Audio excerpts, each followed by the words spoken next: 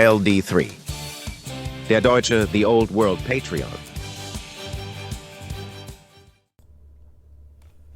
Yeah, hello everyone. Today I want to talk with Jeff Winslow about the Beastmen. Hello Jeff, welcome. Hi, thanks for having me on. And yeah, I guess some of you know, or most of you will know Jeff. He's one of the most active members of the Drug Vault, the Discord, Warhammer Fantasy, and the channel for the Beastmen there. He's also a USA player, national player with the Beastmen, right? Mm-hmm. Yeah, I played for the US for the online WTC this past summer, and then in Germany for the event in end of October, sorry, November. Yeah, it was wonderful to have you guys over there. The event per se was a blast. I loved it in Melle. It was wonderful to see all the people you ride with every day, then in person. And I'm super happy to look forward in the next year. Will you make it to Talavera?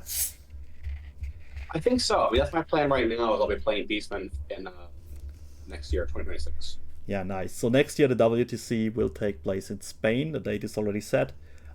Pretty sure I'll be there, and yeah, love to see the guys again. I have to say, in the Beastman community, we work together pretty well, right?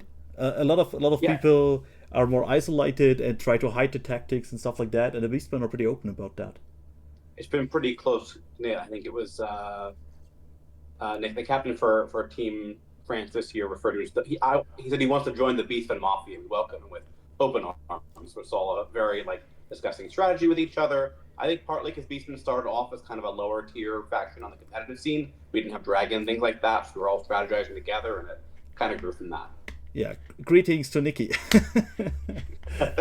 Yeah, so I think the top Beastmen player really know each other well, and that's a great thing. Yeah, we want to talk today about Beastmen and what can we offer in the Beastmen? What can we talk about? We compiled a small list and we asked the people, what do you want to hear from us? Basically, there were a few questions, and we want today check the Grand Army and the Wildherd, the two army compositions the Beastmen have.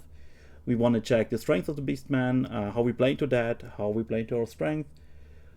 We want to see which are the things we face in the meta. So what are our tasks we have to deal with? Yeah, both in the singles. I think singles is the most relevant stuff for you guys out there. And which archetypes can we play? And then we have a few questions we want to answer. And of course we want to go and check which non-competitive units you can play also. Yeah, we're not only here for the WTC and all that. We want to play Bestigors and Minotaurs. We love that. Everyone loves that. And then we will go over to some tactics, right? Yeah, absolutely. Okay, maybe we can start with the Grand Army. And I think right now you have more experience with Grand Army than I do, right? Yeah, I was practicing. I played them for I guess Beastmen book wasn't out for the online event, but for WTC I played for Grand Army as well. And I think they performed pretty well there. It's an interesting parallel. The Grand Army and the Wildherd run very similar units. The Giant Spawn are really the main difference between the two armies. Grand Army typically runs Giant Spawn. Wildherd typically runs more Chaff because they can't run Giant Spawn, and the other monster options are not especially exciting at a high competitive level. What about the Doom Bull? You said only the Doom Satanic Bull Spawns? is very powerful, but he's a meta-dependent choice. Doom Bull is one of the very few characters that you can have who's infantry and can 1v1 a dragon. Maybe not to the death for round after round, but you can make him the tankiest infantry character in the game. I don't think it's terribly close. I mean, it's not like the dragon is backed up by a +7 or +8 combat dress, right? That's exactly it. You don't have to win every round of combat. You just have to win enough, and you're breaking them off combat. Ideally, only taking out a couple of wounds. The defensive. There are a few builds with the Doom Bull, but I think if you're taking him, it's because you're expecting to be able to. You're wanting to be able to deal with big monsters, not just sacrifice a unit champion, but actually go toe-to-toe with a dragon, win hard on combat resolution while maybe doing a couple of wounds back, potentially finishing off a dragon that's weakened. So the build that I like to run is Slugskin, Chaos Full Plate, Yeah. dazzling helm, and then just a Great great weapon. weapon and shield. Yeah, we dived now really So- fast deep into the full topic of the Grand Army and how to build character there, which was a question that came up already. So, as you can see, the main features of the Grand Army are the two gigantic spawns, which is pretty sad because they are Warriors of Chaos choices, Yes. and the availability of the Doom Bull. So the classic roster of the Beastmen is the Grand Army list. We do have the characters, the normal Beast Lords, the Shamans and all that. We have the Gores. I mean, everyone knows the units here. What stands out a bit is indeed that the most common choices for striking power are, I guess, the Dragon Ogres and the Spawns, which are, in fact, Warriors of Chaos units. So they can only be taken in the Grand Army because they're from the Warriors Arcane Journal. Yeah, exactly. What I find a bit sad that no one is talking about chariots. Beastmen have the option to a lot of chariots, 2 different chariots, and I love them, especially with the young Gores, the chariot runners. This is also a good pack in the Grand Army. It's also, as you said, meta dependent. I think all of the units in the Beastmen Brightheart's army list, except for Angors, are meta dependent. Even the Goldbrick. Sure. Yeah, the Gore Brick does depend, I think, on what our people are running, whether you want to run it as one big solid unit with a bunch of characters in it, or at least the option to run several characters in it, or if you want to run more of an MSU spread out, go wide type of style. And then another big strength of the Beastmen is, I guess, the magic. Magic has changed a lot in the Old World 1.5. A lot of armies struggle now to deliver the spells, to get those spells off, to get the right spells. And I think with Beastmen we have the Hearthstone. We have some unique buffs, that's pretty cool. We can have some good reliable spells. And I feel that all the small infantry, the weak infantry we have, if they're standalone, they rely on synergies, and magic is all about synergies. Yeah.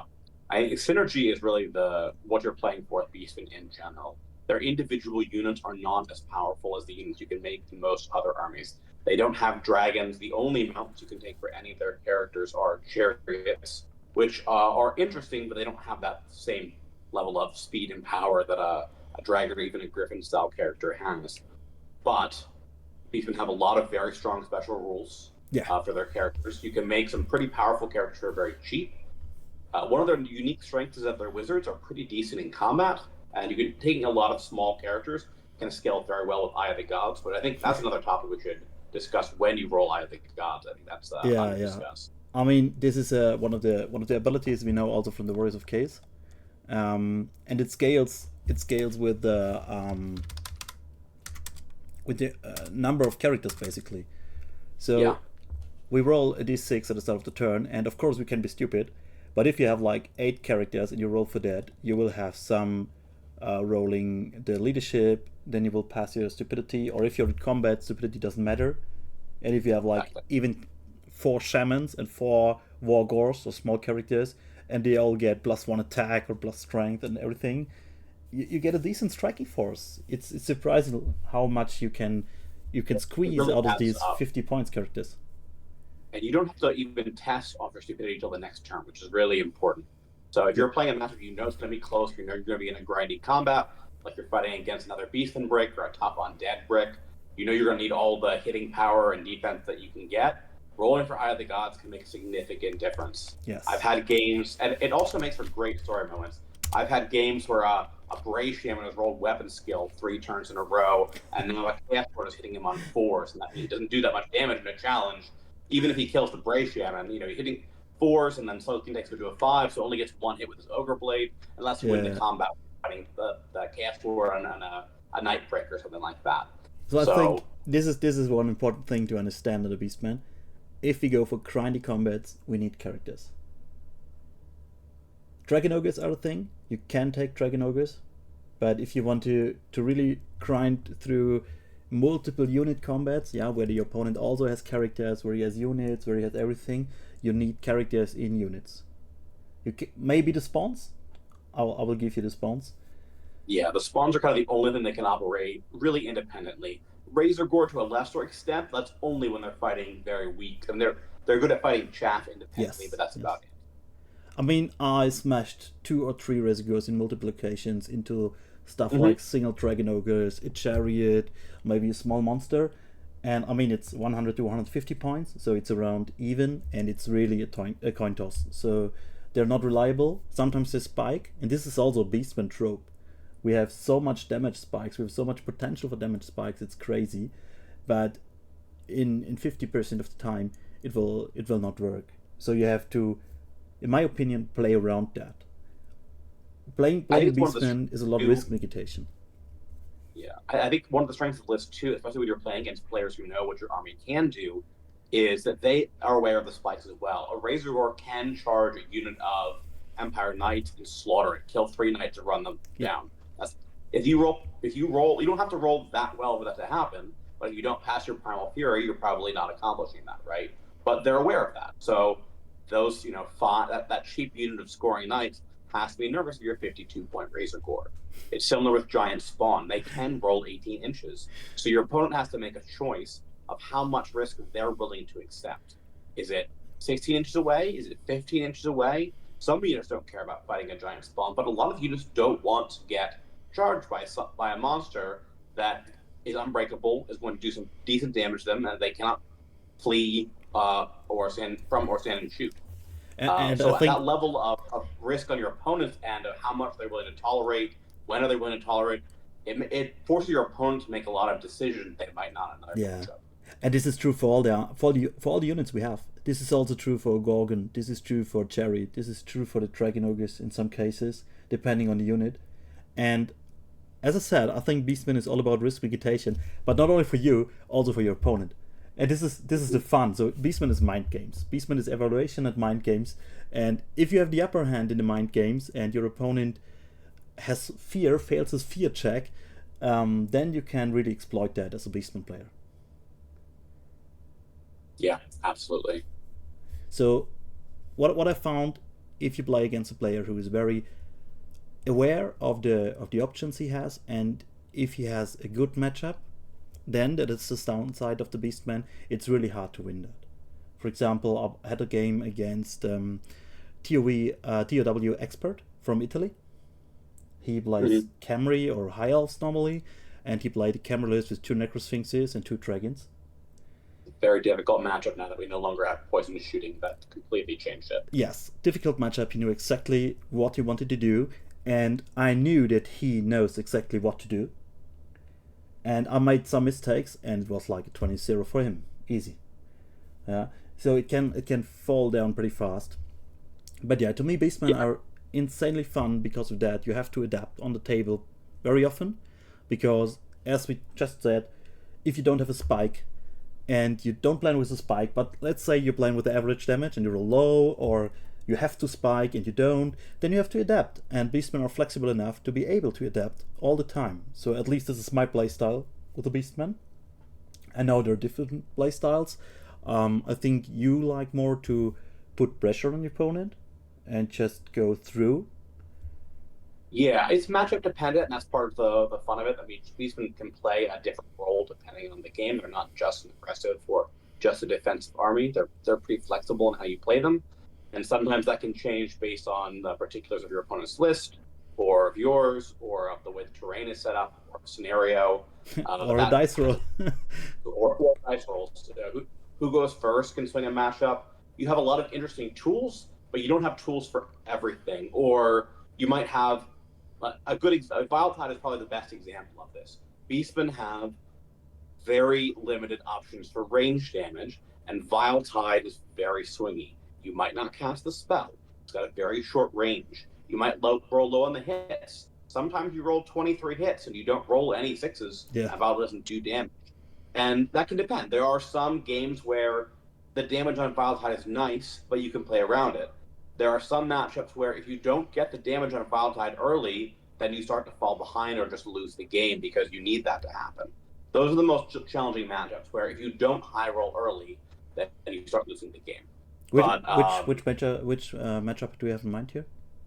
I was thinking of the Camry Monster Mash in particular. Cathay that way as well. That's one of the struggles with Wildherd, is that you're less reliable. Or sorry, of the Grand Army versus Wildherd, is you're less reliable with that magic. Sometimes they're not, if you just don't resolve the spell in the first place, whether they dispel it or not, or you don't roll that well. On average, you should kill that Necrosphinx, but you don't, and that could be disaster. You don't want to play around. Well, on average, I should kill this with Viletide, because sometimes you'll kill a dragon in 2 Viletides, even with a ward save, and sometimes you'll fail to kill a Razor Gourd in 2 Viletides. That's just kind of part of how the spell goes. It's high variance. But I think you have to prepare for either outcome. So as a Beastman, you have to set up your game plan for either outcome, and then you need the flexibility on the board to be able to react. And we can do this by a lot of small units, which we interwove. We can use Flee. We can make sure that we fall back in good order through other units. We can make good use of the Mark of Chaos Undivided because of the Panic reroll, which is probably at its most powerful Beastman. Very important for us, because we don't have that good of a leadership, and at the same time we have excellent leadership. So this again is a duality of the Beastman, which brings never-ending variation. You can have, with the Warband, you can have up to 11 leadership, which is capped at 10. But I mean, or if you roll with Gaze and you have a leadership 9 and you have Warband bonus of +3, you're capped at max 10. But you have 12, and Comfact, for example, says that you put the limit at the end of calculation. So if you get a Spirit Leech -2 on your unit and you have leadership 12, then you still have leadership 10. That's pretty strong. And at the same time, we have Razorgors with leadership 6, we have Harpies with leadership 6, Angors have leadership 5 if they're outside of the command range. So you can have all, and I don't know, 5 minutes and 3 dice rolls later you have nothing. Or the rare string. Yeah, that is one of the challenges of Beastman, is that even if it's not that likely to happen, it's I think 1 in 144 to fail leadership 10 twice. There will be games every now and again where your opponent charges you with a couple of dragons, you fail one of the terror tests on your 1,000-point core break, and you lose the game immediately. I mean, one in 144 sounds a lot, but if you imagine you do this 5 per terror test. Yeah, exactly. You did. Let's say you roll 5 times for stupidity or for some other leadership check already, so it's 5 in 144. Let's say your opponent does 3 or 4 terror checks, then we have 8 in 144, and that's pretty fast to happen then. So no, it's even more. It's sorry, not 144. Is 2 times the failing the roll. It's actually 8 or 9 leadership 10 tests, 1 will fail most likely. You have 3 results, it's 1 in 12, you fail it, don't you? So I mean, if your leadership 10, your chance of failing is 1 in 12. Yeah, 1 in 12. Your chance of 1 in 144. Yeah, sure, but I mean, if you fail both, but you don't have to fail both. Failing one is enough. Failing 1 is enough. So if you have like 2 times or 3 times. No, I mean that you fail both. You fail with the reroll. You meant that? No, I just mean single. Yeah, okay, we have the reroll. Okay, understandable. Yeah. The reroll that's why it's so vital, because you don't have any way. You're not like Dwarves where you can take a rune that makes you auto pass Fear and Terror. You are really reliant on that leadership 10 in that reroll for your important unit. Wonderful that we can reroll the terror check. I was in my mind, I was talking about stupidity. Yes, for stupidity, that reroll, unless you're investing in Bestigor, which is its own challenge. And later. Then for Impetuous or for Restraint Test, you can't use the Warband on your own unit. So that's pretty difficult as well. And I lost a lot of games. I think I lost, let me count, 3 or 4 games on a high level because of failed restraint checks. Or because you roll Frenzy on your Gore Brick, and you don't even get the option to take a restraint test. True. I had this too, but I was lucky so far. Every time I rolled the Frenzy on a Gore Brick, they just killed everything. So it was okay. Yeah. So it's good some of the time, and every now and again.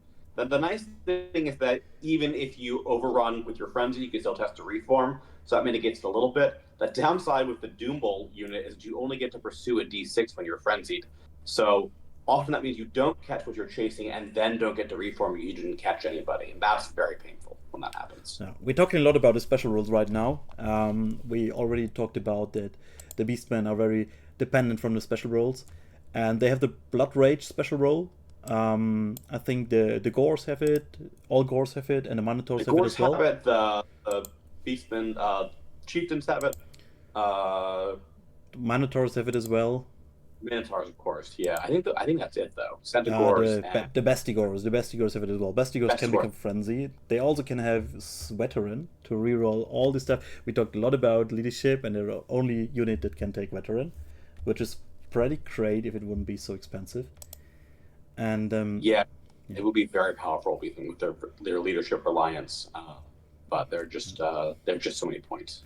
A lot revolves around the Primal Fury check. The frenzy we talked about is a Primal Fury rule. So at the start of combat, we do a leadership check. If we pass it, we get reroll once to hit. If we pass it with doubles and we have a Blood Rage, then we have frenzy. So a lot revolves around that. There is a banner with which you can reroll that. I don't think it's... Outrage. Yeah. I always think, let's take it, and then I cut it for points. It's like 30 or 35 points. It's not cheap for a reroll that if you're. It's 25. Is it that little? 25. Yeah, it's not that much, so it's okay. No, it's not that bad. It's not that bad. It's just really not not fit bad. in. If you have a big gore prick and you go into or even if you have a small gore prick and you need the reroll for the fights, or sometimes you want to have frenzy, it's not that bad. You can take it. So this is one of the other fun. I think it's not just reroll failed. I want to see you can reroll any Primal Fury test. Yes. So if you want to fish or you roll frenzy but you really don't want to be frenzied, you can try that again, which is an interesting option.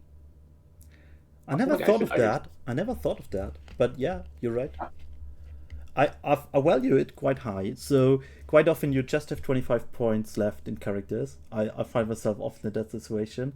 And then I always think, do I take the War Banner and vitriolic on the Gores, or should I try the Outrage maybe, or what should I do? So I think the Outrage is not that bad.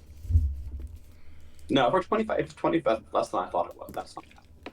Yeah. Okay. Because that gets into the other rule that some of the Beastmen characters have, which is Foe Render. Yes. Beastmen often don't want to use magic weapons because they have this special rule where if they pass their leadership test for Primal Fury, then they get AP -2 on their hand weapon attacks. Doom Bulls are strength 6 natively, Beast Lords are strength 5 natively. Even a Warbar at strength 4 often wants to fight with hand weapon and shield, depending on what might be attacking them.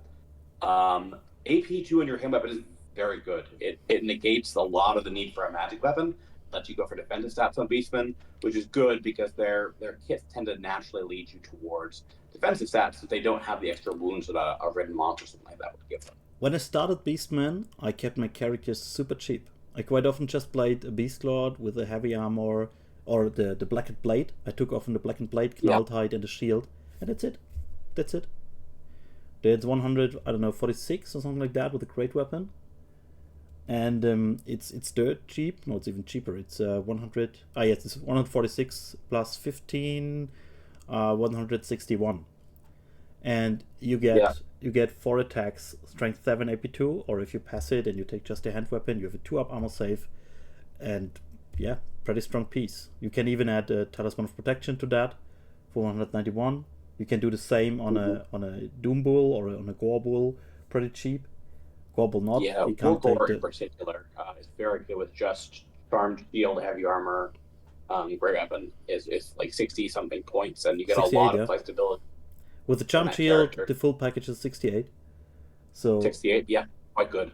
Yeah, wonderful. So this was one of the ideas that I had when 1.5 dropped, that just bring 3 War Gores for 68 each. And they should bring enough striking power into most infantry units, or into most units.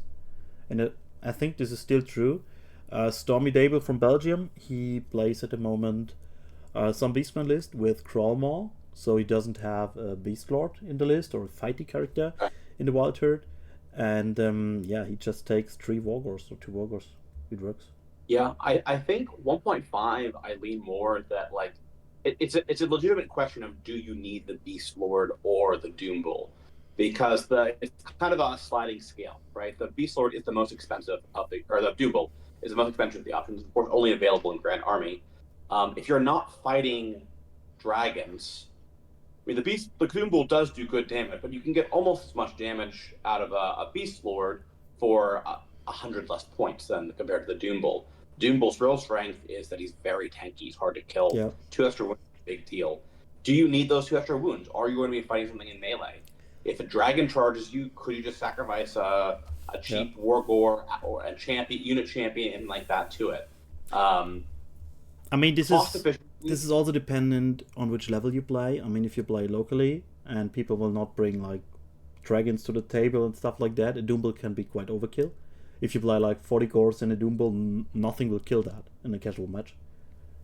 Yeah, and it depends on your meta too. I mean, the US for a long time, dragons and similar monsters were very common in like late, and GT play. That was kind of what was dominating a lot of GT play.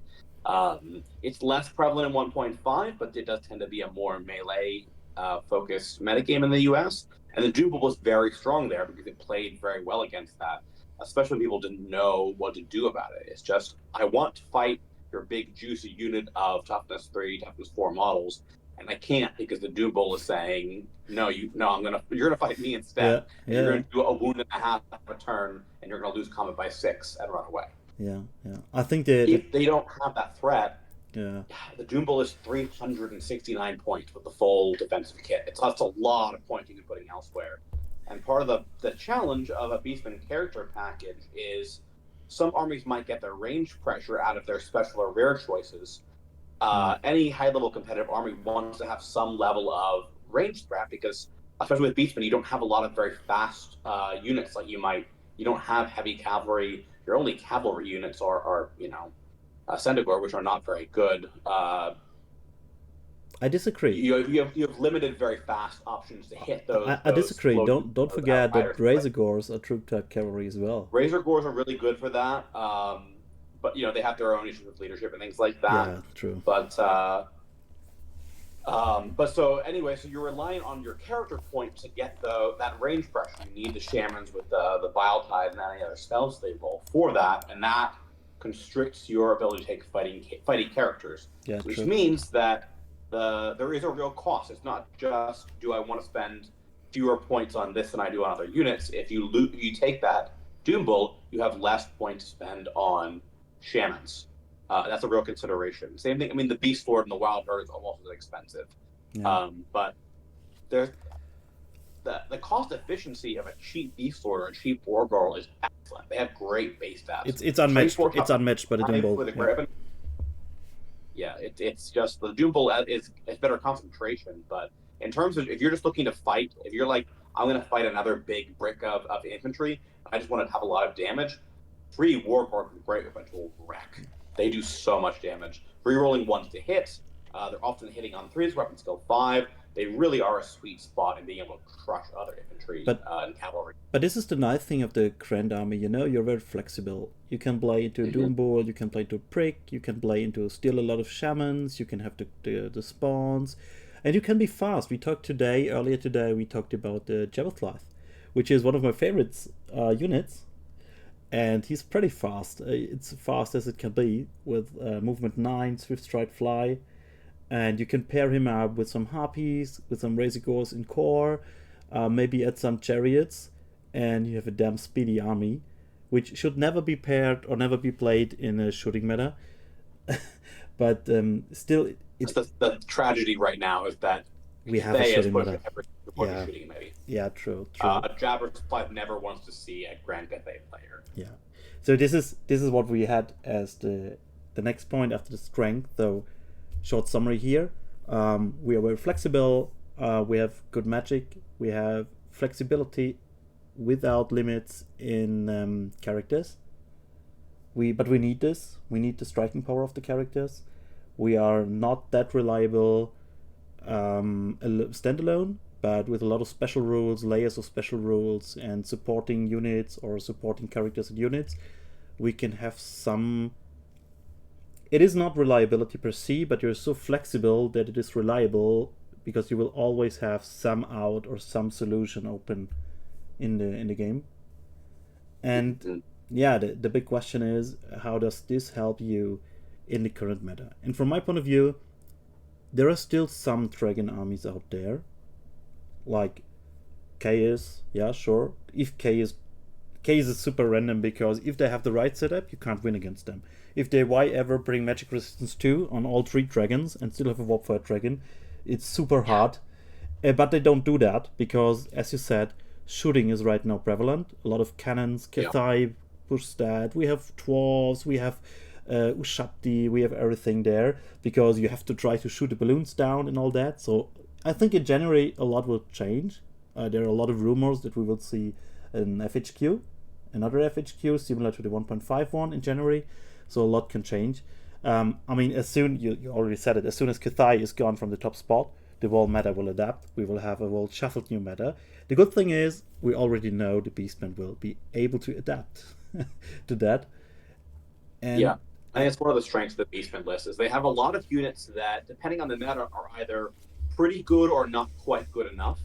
And as the meta adjusts, you can kind of rotate in whether you want to be playing with chariots, harpies. You're always playing with some Razor Gore. They're just so lovable. But are you playing with 1 or 2 or 4? And you can kind of mix up your list. Do you want a combat character? Do you want more wizards? Do you want to mix in some of the monsters that don't love shooting? And the other thing that's great about Beastmen is we have a lot of really cool magic items that let you tech against certain matchups. Yeah, true. You can totally change the strength of your army just by switching the magic items. And we have a wonderful internal balance, and at the same time we don't. And yeah, you see it again, this duality, or this flexibility, and how you can adapt with the Beastmen. I think this makes him, for me personally, the most fun faction right now. Or what I always want to try new factions, and I always come back to the Beastmen.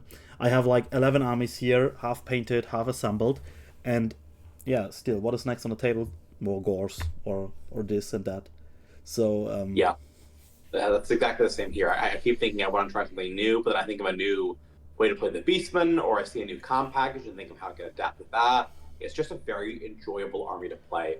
There's a lot to think about. It's always, the game always feels different with Beastmen. You're never executing the same game plan, even if it's the same opponent.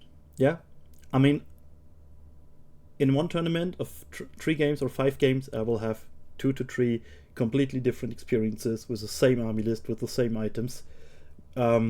Just be it from the spells we have, if they're different, even against the same army. In one game or two games against the same army with the same army can develop into completely opposite directions.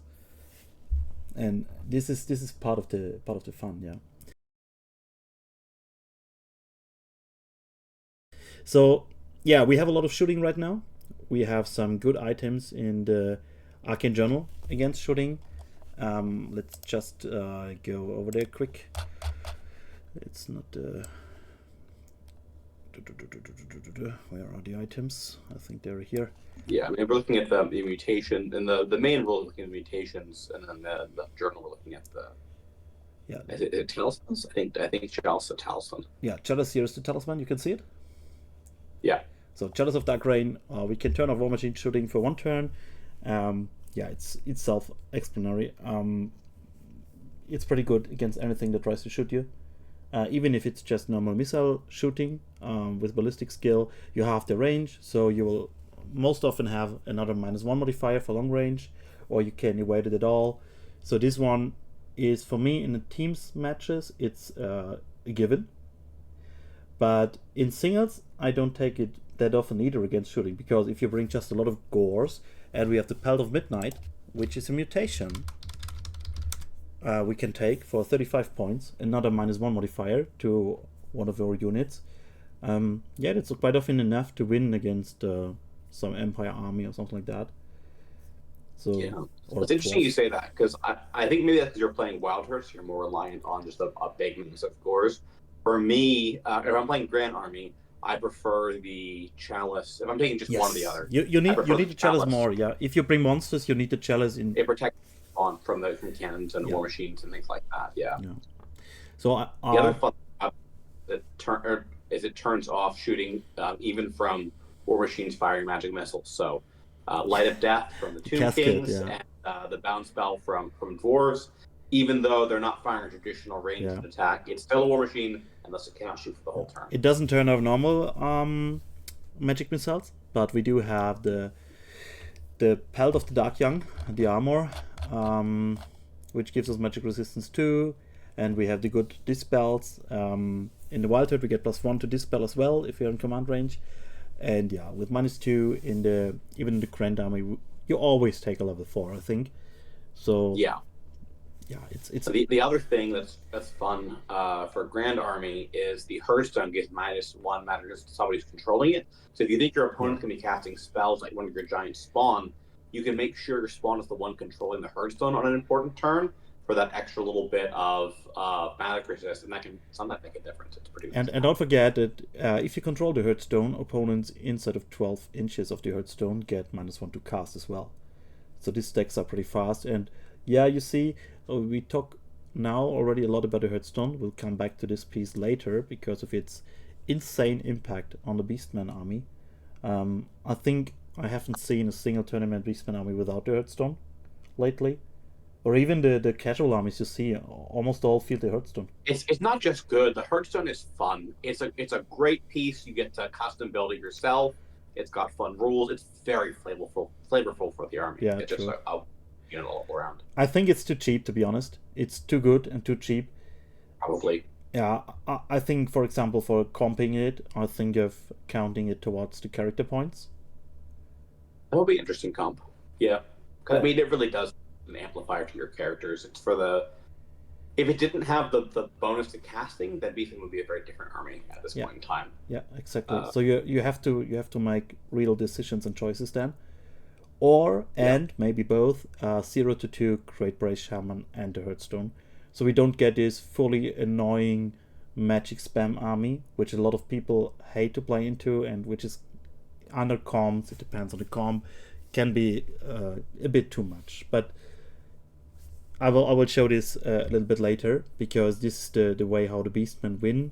For me right now is always amplifying our strength by magic. We talked about our strength.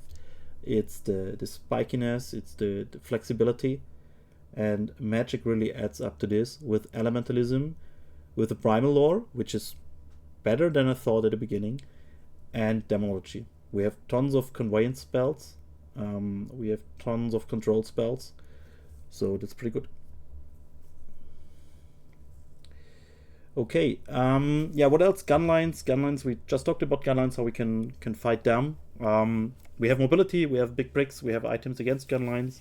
We talked a bit about dragons. You can tank them with a Doom Bull, or you can evade, again with magic. And yeah, this is the part where we should look at the Great Brace Shamans.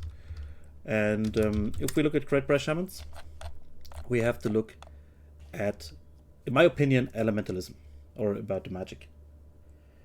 For me, elementalism, it's the most important lore. Elementalism and demonology are still the defining magic lores, or the defining factors in Beastmen. Because if we face 2 or 3 dragons, they will kill the Goros. But if we have Earthen Ramparts up, we don't care. Or if we get the Team P, we can evade. If we have Steed of Shadows, we can fly away. If we have the reserve move spell, we can do some other shenanigans. So there are a lot of options you have. And you have to cast those options, but some spells you will just get. So if you have enough support spells, you will always find some way out of a situation. And I think there are a lot of turns with Beastmen where which spells you resolve will change what actions you're going to take. You might be lining up for a charge against a break of Dwarven Longbeards. Maybe you whittle them down a little bit with magic. You're not sure if you can take them or not. And you cast Demonic Vessel. And if Demonic Vessel goes off, then you're going to charge them. The dwarves use one of their runes of spell breaking and they stop Demonic Vessel. You're no longer going to charge them. You have a different game plan. The same thing can be with your conveyance spells and some of your other stuff. Even Plague of Rust, yeah. Plague of Rust is similar. Plague of Rust, right. Like whether you resolve some spells or maybe only one isn't enough, it's the combination of spells and how they work with the special rules that goes very well with Beastmen.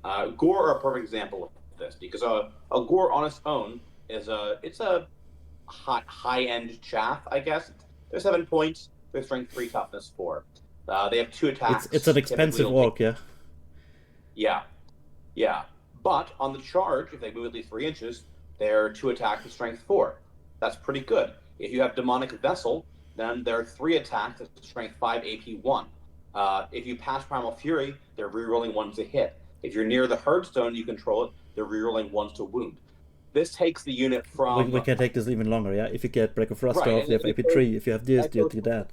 Yeah. You can have other buffs, other characters in the unit, anything like that. That's a very simple combination that takes Gores from something that, a Graveguard block, for example, it will bounce right off to something that will shred Graveguard. If you get the right buffs on Gores, they will crush the unit. Maybe not one shot in a single turn, but over the course of 2 turns can absolutely decimate a Graveguard block. And in a way that not a lot of other armies can do, and that depends entirely on which spells you resolve, which spells you have. And so again, it can change your game plan. It makes it very interesting, and also can make it hard for your opponent to play around because they don't know what spells you're going to resolve either. Yeah. You have the options. I mean, they go from a unit that kills a unit of Graveguard in 1 turn. They go to a unit that has open order, reserve move, and fly, and is like a Shaman Bonker that flies around and shoots stuff within 2 spells. So that's pretty cool. And I think the only thing the Gores cannot do, however you buff them, and this is why I want to mention that once again, is to fight split profile monsters. Split profile monsters are the only thing you cannot kill with the Gores, or you have a really hard time. You will always wound them on a 5 or on a 6 if they're not that... I mean, if your opponent can play, he will just move up closer than 3 inches, so you don't get +1 strength. And then you only, even with Demonic Vessel, you only wound them on 6s. You can take the Vitriolic, but... is that the spells like Demonic Vessel are reliant on your Shaman being not having declined a challenge. So if your opponent issues a challenge, you want to bring your whole Gorebrick to bear against, let's say it's a fairly fragile dragon. He's a Wood Elf Dragon. Maybe you're hitting it on 5 because it's magic items, but you're winning on a 5 and you've got a lot of attacks. They will issue a challenge. If you accept, they're fighting one person, not the whole Brick of Gores, and if you decline, they're going to send that Shaman to the back until you lost all the damage amplification that made the Warbrick scary into the dragon in the first place. So take 2 Shamans, which bring amplification. Yeah. 2 lore familiar. That's what we really need. Choose your poison, and then you get poison on top of it, with your Vitriolic Banner, and then suddenly you can indeed do some damage to a dragon. The big problem is just for dragons, the stomp attacks. We do have Slugskin, which is also, we talk a lot about Gorebricks and how awesome Gores are, but why don't I find it here? Slugskin. Yeah, Slugskin is a big reason why the Gorebrick is so good. Okay, should find it here. I don't know why I can't find Slugskin. I think it's maybe 2 words. It's a dash. It's a dash in between. Slugskin. Of course. Yeah. Enemy model that directs its attacks against this model gets -1 to hit. Another wonderful amplifier, right? Mm-hmm. And it scales very well with a weapon skill 4 on a Gore is a big difference maker. There's a lot of characters, or a lot of monsters are rarely weapon skill 5 or higher, so they're almost always hitting you on a 5. And 4 to 5 is a tremendous difference maker. I mean, even for characters, they hit you on a 4. Rarely characters have weapon skill 9, and then you hit on 4s. Sometimes you even only wound on 3s because we have toughness 4. So we're talking about a 4 attacks Lord who hits 2 times, who maybe wounds then 1.5 times. Okay, great. You killed 12 points. Right. It's not a big deal. They're very tanky for their cost with the buffs layered onto them. No. And what you can see, we talked a lot about reliability. First, we talked about reliability and leadership. Then we talked about reliability in items against shooting. We do have the Slugskin here. We have the high toughness. We talked about reliability by multiple magical layers, which we can take, so we can choose any of the directions. And I think this is key for building a successful Beastman army. You have to take redundancy and achieve reliability via redundancy and via the correct stacking of special rules, which we talked already about. So you can have like a super fun army, which is pretty fast. In the beginning of 1.5, I tried chariots because I thought, okay, fuck, undeads will be the big challenge. We have to fight undeads, and I thought we can kill undeads with chariots. We just do impact hits. They won't strike us back that hard, and then they just crumble. Yeah, then came Kathai, then came the shooting matter, okay, but it was just an idea. And my biggest problem with undeads was not that the output of the chariots isn't enough. It is enough. You can kill Graveguard with 6 chariots. The problem is you will fail 1 or 2 fear checks, even with a reroll, because they will have necromancy spells. And they will just put the vortex down, and your chariots have leadership 6. And then you can't charge. So you would have to take then this dispel scroll thing we have now, and all that, and it's super complicated, and it's a hustle. And because of that, and the weakness of shooting, right now I wouldn't play the chariot build, because against the undeads, you don't have fear on the Tusco chariots, and against the Kathai, the cannons and everything, you just die, of course. But it was an option, and I wait for the day that shooting is less prevalent, and then I will play chariots again. And it was just because of reliability. It wasn't reliable enough to kill the Graveguard, and the Gors kill the Graveguard reliable. Yeah, I mean that's really what the marching is the other issue, and it's also leadership on the chariots. Is that if you're not within your general's range, and it's only ever 12 inches because you can never have better than that for your not all of them your beast lord or your shaman. March blocking on a 7 is rough. When you fail that march block on a chariot or a chariot character, it hurts. Especially if you don't have the Swift Stride, right? Yeah.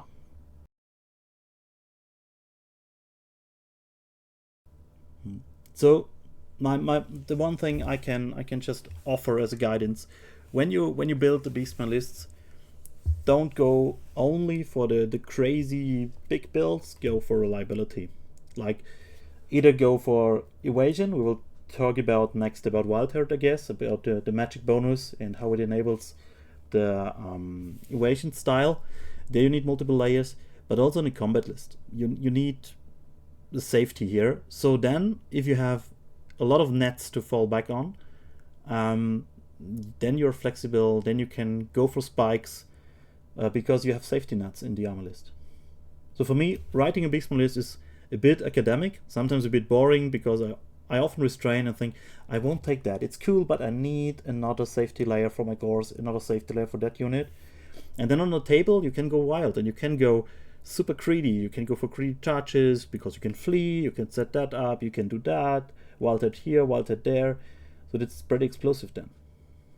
Yeah, I think if I had one complaint of the Beastmen, it's a lot of the really fun and weird unit options that they have. They have a lot of weird unit options. You often sacrifice, those interesting options for reliability. Yeah, true. If I had one request for Beastmen in second edition in 2027 or whenever that comes out, it would be more reliable for weird things like, I know you like the Jabber Slath a lot. I wish it was a little bit more reliable, or maybe just if it didn't get shot down by Outriders. Yeah, that is what a problem, because the Jabber Slath is pretty reliable. He has leadership 9. He has Swift Stride, which helps with reliability for charges. He has Fly 9. He has 5 wounds. He can destroy a baggage train. He can disrupt the unit. So it's the perfect unit. He is a bit too expensive, because Beastmen shouldn't have cheap flying monsters. They can do everything else. That's fair game for me. I like that. Imagine Doombull on a Jabber Slath, for example. That would be like totally crazy. Or I mean, the Beast Lord, the Beast Lord with the Black Maul. The Beast Lord with the Black Maul is 302 points, and the Jabber Slath is 195 points. A man can dream. Yeah. Someday, the unit that I really I want to love is Centigor. They're a very cool concept. They're very flavorful.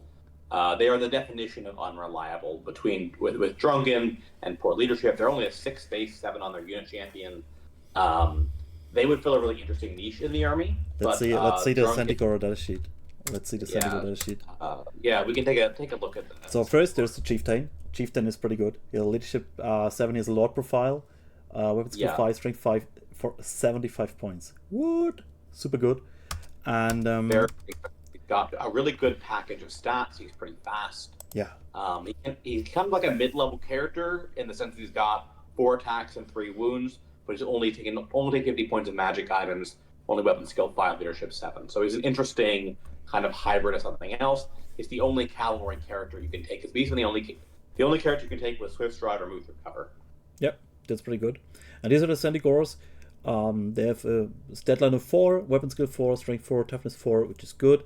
They only have initiative 2, which is a bit weird. I mean, the Drunkards, okay, but they will take great weapons anyway then. So that's just initiative 1 or 2, doesn't matter much. And yeah, they only have leadership 6, 7 was a champion, same as Gors do have. They do have the Mark of Chaos Undivided, but the big problem I see here, they do have Swift Stride.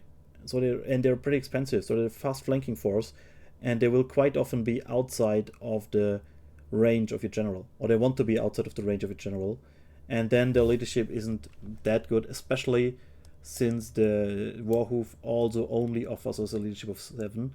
If you would have leadership 8, you could do some nice combination on. We will see this in the Wildherd with the primal doggos. It's another meme unit, which is another build that I someday we'll make that work. Yeah, glorious. Exactly. So for Drunken, during the start of turn phase, we roll on the table, and that is not engaged in combat and is not fleeing. And on a 1, it gets random movement, d6+2, which is most often disadvantage, but not always. Sometimes it can be an advantage. To the 5, nothing happens, and on a 6 we get Frenzy, which is again sometimes advantage, sometimes disadvantage. So I feel you can play around that a bit. You have to be reckless with them, you have to be bold. But for example, if you bring them as ambushers, you put them in, you get Chalice off, so the war machines cannot retaliate, they cannot shoot, they cannot do crepe shot, all that. And then you just move them up to the war machine. It doesn't matter much if they're drunken or not. No, I think they really suffer in comparison to Gors as far as an ambushing unit, because as far as shooting at them, Gore is just as easy to. It's identical difficulty to kill a Centigor and a Gore. Harder potentially because Gore are unit strength 1, so they can be skirmishers to make it harder to shoot at them. Centigors are very fragile, which for shot cavalry isn't inherently a problem, but for their cost, when you're paying with great weapons, you're paying 20 points a model, and that's not an ambusher's just like 22, something like that. That's when it becomes tough to. Yeah, they're a bit overpriced. But for the unreliability and just how very. I think in most games you have these, or most army lists, you have these 100 to 200 points you can play around, especially if you don't play for the WTC win, or if you don't, if you play 2.5k. If you play 2.5k, you have, most often people only play then with 1000 points in characters, and even if you play with 1250 points in characters, and even if you don't play with any comp on characters, like you can take as many characters as you want, you still will have 200 to 300 points to play around. And then suddenly these type of units are awesome. They're just awesome. They will give you another option. Maybe they give you some insight and some ideas you didn't have before. And this is one of the reasons why we always come back to the Beastmen, because we have so many of these units, as we said before. So that's wonderful. And do they have Warband on Centigors? I think they have Horde. I don't know if they have Warband or not. They do. They do. Yeah. So I mean, ranked units is, especially with the changes. They even have charging in line. They even have Primal Furia. I mean, they're obviously too expensive for Horde, but they have fast cavalry. You can even play them in open order with a quick turn, even if they march. Even without the Wood of Spell, but that's another story. Then we have the Primal Fury here, and flexibility. It's once again flexibility, open order and skirmishers. You can buy ambush, you can have javelins, they can take great weapons. So even with the cavalry spears, they're not that bad. Strength 5, tons of options. They can have a magic banner, which is also 50 points. Not bad. It's not that bad. They can also bring like, I don't know, the 25 points on the Gorehoof are not that good. You could there's something really you can take. I don't think any mutations is just magic items. Yeah, but I don't rate them that bad. I think they're a bit too expensive, but you can toy around with them. And if we just went down into the realm of not so meta units, I don't know how we came on the Centigors. we should have a look at the Bestigors as well, if we are at it. Bestigors are a pretty iconic unit. We love them from earlier times when they had marks. So the first thing, one of the first units I fell in love with were Corngors. I don't know why. Nowadays I don't like them as much. I think the Bestigors are way more beautiful, the cameo ones. But somehow the Corngors made it for me. And yeah, sadly now you cannot have marks, but we still can field Bestigor herds. And this was one of the questions we received. How do you build units which are not that meta, basically? How do you use them? And I think you use Bestigors in the same way as you use Gors for combat. So them, you use them for combat. You don't use them as a Shaman Bunker for shooting, because they don't have open order, they don't have the quick turn, they're too expensive. They don't have horde either, so there's not as much reason to stack them deep. Sorry, to what? Not much reason? They don't have horde either, so... Yeah, exactly, not to go that big. That's correct. And I think they're going to be at their best in Grand Army, because then you can take a Beast Lord for your general and run them in a unit of them in core. Yeah. And if they score, you have the 10 or 15 models, you could run them like 8x2 or something like that, or depending on the width. They synergize well with spells. The dream, of course, is to get a Bestigor unit charging with Dark Magic and Battle Lust. That's a lot of rampant attacks with Hatred. Are you going to get that off? Probably not, but it would be really cool. I agree, but I think this is a spiky thinking. This is thinking of how can I explode, yeah? But they bring with them a lot of flexibility themselves, and a lot of these options are baked in. We do have Veteran on them as an option, which is pretty expensive for a unit of, let's say, we bring 30. But we can aim here for doubles better, for Frenzy, so we get +1 attack. We do already have the Battle Lust then with Primal Fury. We reroll once at least, yeah, and we get +1 attack, so that's not that bad. And what was the other spell you mentioned? Battle Lust and? Battle Lust for Hatred. I mean, Demonology, of course, is the other one. It was synergized very well. Yes, I think Demonology is a given, because we want to have... You want the mobility for it. They don't have to move through cover. Move 5 is fine, but it's not. If you're going to take a big unit like this, you don't invest in a 500-point unit of Bestigor without having ways to get it up the table. You don't want to just push Stalking, 4 or 5. Yeah. Exactly. So we need Steed of Shadows. We need Steed of Shadows here, and we need Demonic Vessel. With Demonic Vessel, for any Beastmen block, really, or something like this in particular. Yeah. I mean, strength 6 to strength 7. Okay, we can debate about that, but they're expensive, so we need to multiply the number of attacks, and they already have a good stat line. They bring powerful attacks, so the 2 attacks instead of 1, or the 3 attacks if we roll Frenzy. This makes a bigger difference than the 1 attack of the Gors. And AP3, which means if you're fighting any other infantry unit, they're typically not going to have better 3+ armor save. 5+ armor save versus 6+ armor save is significant. Bringing someone to 6+ armor save is much closer to no save than it is to a 5+. If you have 2 attacks, even if it's just 2 attacks, so you don't roll Frenzy, at strength 7, AP3, Root, and again, rerolling ones to hit is a really big deal. It's hard to understate how big of a deal it is. Same thing with the Hearthstone.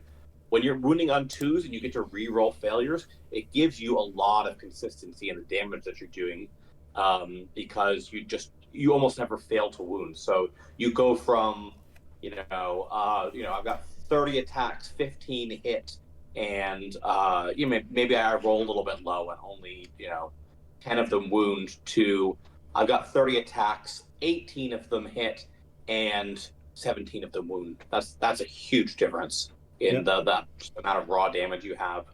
Tons of damage. The nice thing is, Bestigors are also our only reliable source of the Banner of the Warped Moon. So it's the Banner of the Warped Moon. I wanna love it. It's even for Bestigors, it's still quite expensive, but in that unit, I think it's really good, because you can turn off some things. Opponent can't flee with fly. He can't fly away, or you can manipulate the charge ranges. So maybe you get a combat and the dragon can't even charge, or you can redirect the combat. Just fly 5 harpies in front of that dragon, and redirect him while your Bestigors butcher his, I don't know what. Yeah. So or the Warpfire Dragon. You can kill the Warpfire Dragon while the Chaos Lord is not able to help him.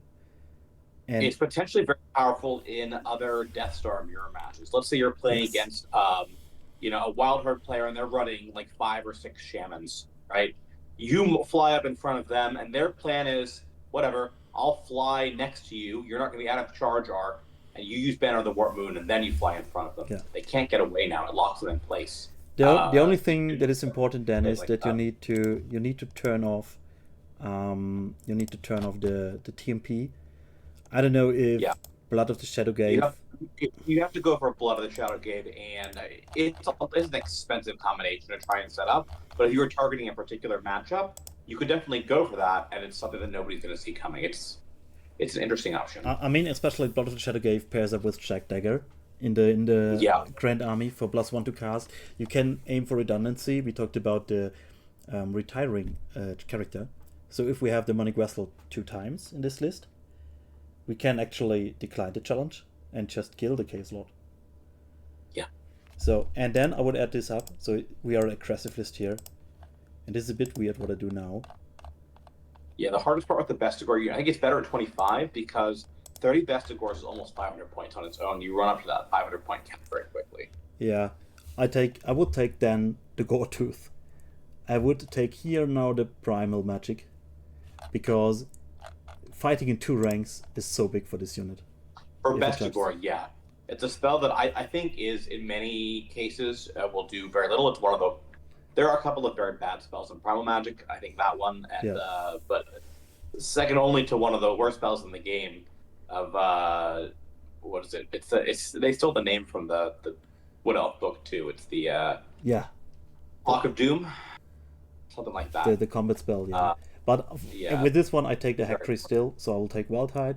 I will switch out one of the bad spells for Wildhide. I have this option on him for the Wildhide. Most likely, I do need here the Reserve Move spell as well. So again, this is flexibility. I take the Scourge of the Burdened. Or no, I don't take it, because I need to bring a unit of Gores. I'll just take, I don't know, 12 Gores, something like that. Truehorn, Musician, and the Scourge. As in fallback bunker here. So the plan is, if I need it, I can put all 3 shamans in the Bestigor brick. I add the Beast Lord. I think we aim here maybe for Challenge Tanker. He will take Slugskin for sure, or we can put Slugskin on the BSB, for example. We also should take the Pelt of Midnight here in that list, because they're expensive. We don't want them to get shot. We have to you got to protect your investment in something like this. Yeah, exactly. So the Beast Lord, am I missing anything? I think this is the build. Pretty dry. And then we take a BSB. And we do have Warband. We don't need a Rampaging Banner. I think Rampaging Banner is super important on infantry units that want to charge, except if we have Warband. So we're fine already. We have the Banner of the Warp Moon. We have Veteran. We don't need the Outrage Banner. So you could think maybe if you have the points, and we have the points, you could take the Beast Banner. The other thing I would seriously consider in that unit is a War Core with the Wizard Hat for illusion, because while Stupidity is really bad on a bait, Stupidity is an interesting special rule in that if any model in the unit has Stupid, the whole unit gains Stupidity. Now, normally, if a character is taking a leadership test, they cannot use special rules like Veteran from their unit. So a Priest of Sigmar cannot use Veteran off his unit to re-roll his prayers. But because the whole unit is stupid, the whole unit takes the test together, which means Veteran doesn't fly. That's so really you can, nice, if you have Stupidity, it mitigates tremendously. This is a unit where everybody rolls Eye of the Gods every turn, because your chances to fail Stupidity is low. And the sneaky trick is to run a War Gore with the Wizard Hat, take Illusion, and always default to the signature spell. which makes the unit -1 to be hit with melee and shooting. But I think You in already this have a case, magic guy. I would Makes even him fine take to be the. shot at. Yeah, I And wouldn't slow take the. skin. Sorry, short thing. I would take it on the BSB to save some points. Yeah, sure. If you can fit it in there. And notably, the BSB does get +1 to cast from the Herdstone, which makes the spell more reliable. So, is it a gimmicky? Oh, absolutely. It's very cool, though, to have the whole unit be -2 to hit and shooting and melee. And that's a hell of a brick. Nobody wants to deal with that. Yeah. So we already have a list. We already have a list here. It's a bit too much, of course. This is a fun list, but we would have 31 Bestigors with the characters, which work in a way that we make them fly. We want to have a second Demonology as a backup, so we roll a second fly spell or we roll a second vessel. We take the Gortus, so we get to fight in 2 ranks. I think you can also go the safety route and take Elementalism. That's okay too. It's really hard to go wrong with elementals. Yeah, most likely it's better, but I think this is one of the rare cases where the Gortus maybe finds an application, so I wanted to show that. You take a Tanker Beast Lord, you take the BSB here with the Wizarding Hat, so we get the illusion spell. Sadly, I mean, we could fit another banner in here. We do have points left, especially if you go to the 2.5, and suddenly we do have 500 points left for Chaff, because we already have the 2 gigantic spawns here. We have the Herdstone. All we need now is to bring some Chaff, some scoring units, something for the backfield. Maybe we do have points in rear left. We can take a Chapel Slide to apply even more pressure, or we take a Dragon Ogre Shaggot with the Chalice. This is not a neat thing, because this here fits exactly for 2,500 in the rear compartment. That's wonderful. Yeah, that's fair. That's wonderful. And then you just add like some Angors, some Razorgurs to apply some more pressure. And I think this list is playable. This is a fun list. It's not an optimized, list, but Bestigor are objectively too expensive for their cost, but that doesn't mean you can't build a list around them, or that list will be bad. If you take this list to a 2,500 point GT and you play it well, this list will wreck people. Yeah. Maybe you don't go. The unit is terrible. You don't go for 1 with that list, or not 5-0, but if good players are there. But no, I think you can. You can if you're a bit lucky. So yeah, it will depend. The Polish player played this list on WTC, a similar list. Of course, it was tuned down. I will take a bit here. He brought a Bestigor list, and I faced it in a mirror match. And there, the Gors, the movement of the Gors won me the game. Yeah, move through cover open order is really good. Yeah, he did even had a beast banner, so he had a bigger charge range and all that. Mm-hmm. But I was able to go to the side, to pivot. So first turn, I was able to go forward, to pivot them with the Gors. Then I wild-tided the gigantic spawn, and suddenly I was under pressure. He couldn't do that because he cannot pivot. So if he starts, he flies forward, but he can't pivot. He doesn't get into Wildherd range then, if we deploy at the same distance. But I get into Wildherd range because I can pivot. So the Bestigors have the disadvantages. They're close order. They become disrupted in terrain. This is something a lot of people miss. And if you become disrupted in terrain, you don't have rank bonus, and then your warband doesn't work anymore. That's another big disadvantage. And so these are the main downsides to them, which means they're not as good as a full bunker unit. You can do it like this. You can play the Death Star with the Bestigors, or like a big unit of Bestigors. You can also play Bestigors like that, and it's not even that bad. I did that a few times.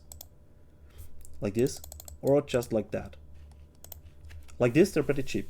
11 Bestigors with just a champion, stubborn, and veteran. You can put them in marching column. You can sacrifice the challenge in the champion and challenge against a dragon, for example. You're still a scoring unit. Mm-hmm. You can fall back in good order through other units. And if you do it right, then hopefully, after the fallback in good order, you flee through other units of yourself. The dragon will go into some doggos or something like that, and you reform and can maybe charge another unit. And if you have just 10 Bestigors charging something without a champion, with Veteran, with maybe Blood Rage, they still deal a lot of damage. I had the Bestigors in a tournament in Saarbrücken. Let's see if the WTC, there he is. Just one step back to the Polish player. He spotted this list and he had 20 Bestigors. Banner of the Warp Moon, Great Bray Shaman, 2 Shamans. Here he took the Ruby Ring. No, I think this is not the Beast Lord on the Tusker Chariot, so he didn't go all in, and you need to go all in with such a list if you want to make the Bestigors playable for combat. Yeah, no half measure the best corporate. I mean, he won 2 games. He didn't that bad. One close loss, 119. Whoopsie. Yeah, he got butchered by my Beastman, and he got killed by Nico, which is an excellent Chaos player, and Chaos is exceptional strong against that list. And I think besides from us 2, the other games were fine. So you can actually run Bestigors. It's okay. You can do that.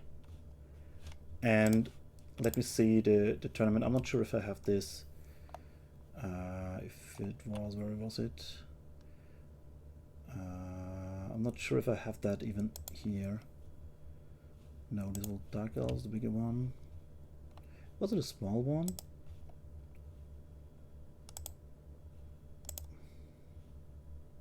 No, oh, this was crazy. Yeah. Where is that? Because I had a tournament where I brought Bestigors. I'm not sure if I find it now. I think we can take it up later.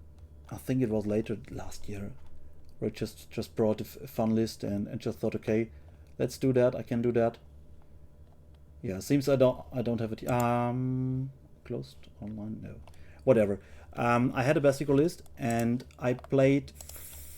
Let me think about it. I played around 14 or 15 Bestigors with full command, and in there Beast Lord and BSB, and this didn't work. Because the Bestigors were too small. They were whittled down by shooting, or they were killed by impact hits. They were killed by stomp attacks, and the characters didn't do enough, and they didn't get enough support. So either I think you can play the Bestigors as a unit for the flank. I mean, you can also cast the Seed of Shadows on that unit, right? Yeah, absolutely. Just fly them to the flank. Sorry, like this. Maybe take a position, but not if you're a veteran. You go to the flank, and then you can start a lawnmower. This was pretty efficient. In the fifth game, I used this. So in the first 3 games, I used them as a brick, like as a small brick, and it didn't work. Then I switched over and played them as a lawnmower on the front, on the flank, and this worked. This just worked. In every game, turn 1, I either cast a TMP or Seed of Shadows on the Bestigors. I put them on the flank, either in marching column to block stuff, or just in the to the flank, and then I started crushing. What you can also do is, if you go in the marching column, and you have the fly spell, you can fly them all over the board with 36 inches in a big line, and then the second turn you just do turn, so you are in combat position and you're very wide, and then in the third turn you can charge, and if you pair it up with Chalice, it can also threaten stuff. So these are not very high level or high competitive tactics, but these are tactics you can use to make a mediocre or a bit too expensive unit actually work and actually do good work on the table. So when I use the Bestigors like this, I had success, and I think you have to be creative with these units, be it the Jabberthlight, be it the Bestigors. But if you are a bit creative with them, they can do damage, they can do their role, but you need to find the role for them. Yeah, I think Minotaur units going to be similar in that flanking Bestigor, because they can also be Seed of Shadows up the board. You get them into the spot where it's hard to really leverage a lot of shooting on them. Even one Minotaur getting into somebody's back line can be devastating. So, I mean, they're not even that expensive. They're 170 points. That's just for the Bestigors. Yeah, it's about the same as 3 Minotaurs, so they'll do a similar role. I think. They have 11 wounds. They have a 5-up armor save. They have toughness 4. They have weapon skill 4. So you don't kill them that easy, especially with Stubborn. Yeah, they're not unbreakable, but it's still doable. So this would be my way yeah, to use the Bestigors here. And this list is also an example. We were asked how do you build characters, and you have to build characters so they fit into the list. In this list here, I took 2 Demonology Wizards and I took a Gortus. These are things I don't do in any other list. It's just depending on the list and depending on what does the list and the unit wants to achieve. Where do you need redundancy? Yeah. So this was another fun list I have. I thought of playing for 2500 with a one-off comp, where I just wanted to bring each unit only once. And there you see the classic staple builds, yeah? Great British Shaman, Hectory Fetish, Elementalism, Law of Familiar, Ruby Ring, Demonology, Pelt of Midnight, Pelt of Dark Young, Battle Standard Bearer with a Jumped Shield, and the Beast Lord with the Black Maul. And yeah, he's missing the shield here. I have to save 2 points somewhere. But these are basically the staples. These are the boring ones. I think these you see in almost all lists. Not all 4 of them, but some of them. But you can also do some stuff like that if you have the correct units there. Just make sure you bring the right special rules on the right characters into the right units. And for stuff for like, let's see, I have too many lists here. What is this? Another Wildherd list? Ah, yeah, okay. This is like a full magic Wildherd on 2.5. Sure, with okay, with 2 Great British Shaman, 2 British Shaman, yeah. But on chariots, you can do that as well. You just have to make sure. Oh, I see. It's a good chart. Yeah. You have to bring ward save on them. If you play chariots, you always need ward save on them, and then they can play like a dualism rule. They're flexible. They have 360 vision. They can charge stuff, and you still need then other units to support them. Yeah. So the 2 Prey Shamans have to do more work than these 2. These 2 are the fun pieces. They shall do damage, but these 2 have to work for the list. Yeah, and then of course we play a lot of Angors here because Angors have the chariot runners. You can play this as well, so this is pretty flexible, though. Just depending on the list, what you bring, what you need.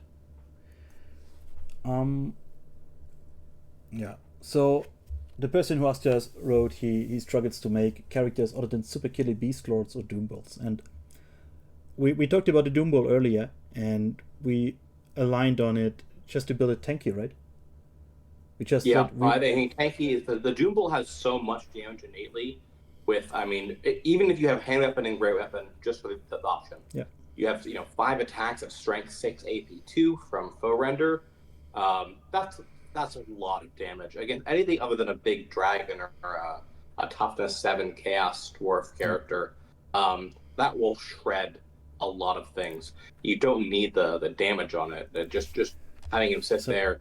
And if you could take the tanky build on him or keep him cheaper, either way, he'll still do a lot of damage. It's really tanky. What I wanted to say with that is, you need to play to the strength of the characters. Yeah. So the Doom Bull is our tank. The Beast Lord is our damage dealer. The Great British Shamans are our big support pieces or damage dealer pieces. The British Shamans are the supporting pieces, and the Wargors are the sacrificial jumps or the utility carriers in form of the BSB, right? So I think this is what sums it up the best, and I don't think you even need a killy character at all. Yeah. Do you want to add anything else to the not so good units or to the archetypes? I mean, we talked a bit about the chariots, which are right now not that good, but has a very strong interaction with the Angors, which is not that easy to play. We talked today already a lot about monsters in Beastmen, not in this video. I think 2 Chaos Spawns, a Dragon Shaggot in 2.5, and then still taking a Jebel Slice because the general is a GBS, can bring a lot of pressure on the table in the Grand Army. That is still good. And yeah, the shooting destroys it sadly a bit for us. It does, yeah. The Shaggoth is such an interesting unit. I feel like its damage is always just, it lacks a lot of the reliability that a Beastman unit doesn't have. It's 5 attacks, weapon skill 6, got a great strength, but if you only hit with 3 of those attacks, or 2 of those, not that unlikely, you only have D3 plus 1 stomps. I mean, he has weapon skill 6, yeah? That's good. He does. He's got, like, there are points going for him, but he's just compared to what you'd want out of that kind of class of model. Where you're paying 200 plus points for a single model. You want him to be able to go into a medium-sized unit and beat it up. He can't do that reliably, and I think that's where he struggles. He's interesting versus other monsters, like another giant Paymaster coin, no? No one ever did that. No one ever did that, huh? Oh, Paymaster's coin? Yeah, usually it's because you're taking something else. You're going for it used to be the 2+ armor save. Now usually you're going for the ward. It's just hard to fit it in there. Yeah, I think that's the other problem. If you don't take that, then he's got 3+ armor and he's more vulnerable to shooting. So, or just to Monster Slayer or whatever. Because he's only toughness 5, so he's a little more vulnerable compared to like other monsters in that class. The other thing is that he is a little bit. He's not super slow, but his move 7 with no Swift Stride, so he's in that awkward middle range of movement where he's not 360 vision. He can get up the table pretty quickly, but it's really easy to flee from him. I think for his role, it's okay. For his role, it's okay. Yeah. But he's close for me. He's a unit that I want to like more than I currently do. I don't think he's bad, especially if you're not playing at like the sweatiest. You're not trying for the sweatiest army possible. Then I think he's very reasonable. He does the monster thing that you want him to be doing. You can take him at any of the AOI for Beastmen. He does hit hard. He's really good at beating out other monsters because of the high weapon skill and the high strength. He can carry chalice. He can carry chalice. I think that is big. That is big. That he can carry chalice. With a great weapon is a hell of a swing. So yeah, and his stomp attacks don't have AP2. Yeah, that's not a problem. Stomp attacks don't have AP2. I wish he had like one more attack. He's just like a little bit lacking in damage for kind of like where he is in the for toughness 5 model. Yeah. He's close. I don't think he's bad. He's just not quite good enough to like really like come on. Compare him to a Centigors spawn point wise, yeah. Exactly. Yeah. So I mean, he's 225 before you buy him anything compared to once. The Cygor is even worse, and I think the Cygor and the Cygor is its own. Yeah, the Shagoth and the Jabber Slide are in that like there's an argument for them, and maybe in the right meta they have a place. They're just kind of they need a little bit more love in terms of rules or cost reduction, but like they're almost there. They're not bad units. I think a Shagoth right now is set for me in Chaos. Warriors of Chaos, Wolves of the Sea. I would always take a Shagoth. You start with that. Yeah, it's a good way to speak some items over there. Yeah, like a Chalice of Brain is really interesting for them. And then you have the other class of Beastmen monsters, which is the Cockatrice and the Cygor, which even if you're playing them in a casual game, they'll probably still feel bad because they kind of just they don't really do. It's not like they don't do what you want them to do well enough. They just don't really do anything. You're paying 200 points for a bad stone thrower. The Cockatrice is okay. The Cockatrice is bad. It's too expensive, but I mean, it still does stuff. The Cockatrice is too expensive. It has like a weird. It's got a lot of rules that it's paying a lot of points for, and they don't synergize with each other at all. Yeah, ignore all the rules. She has 6 attacks, strength 4, weapon skill 4, flight 10, and swift stride and terror. This is the reason why I buy it, and I just yeet it. And only 50 base, so I yeet it forward, I lumber, or I just march, and then I go chalice, and next turn your cannons are gone. That's basically the idea. Yeah, the stat package is not necessarily bad. It's mostly about the cost for the Cockatrice. 200 is too much. Cygor, I guess, it's its own class because it's more than just the cost. Yeah, Cygor is just bad. Yeah, let's not talk about a Cygor. Yeah. he lacks everything. He lacks combat damage. I thought he has Wicked Claws. He has nothing. He has a hand weapon. He has a hand weapon. He has a bombardment with 36 range, AP1, gigantic stone with AP1. So everything is off here. I think it's AP3 under the whole. I think it's a normal stone thrower attack.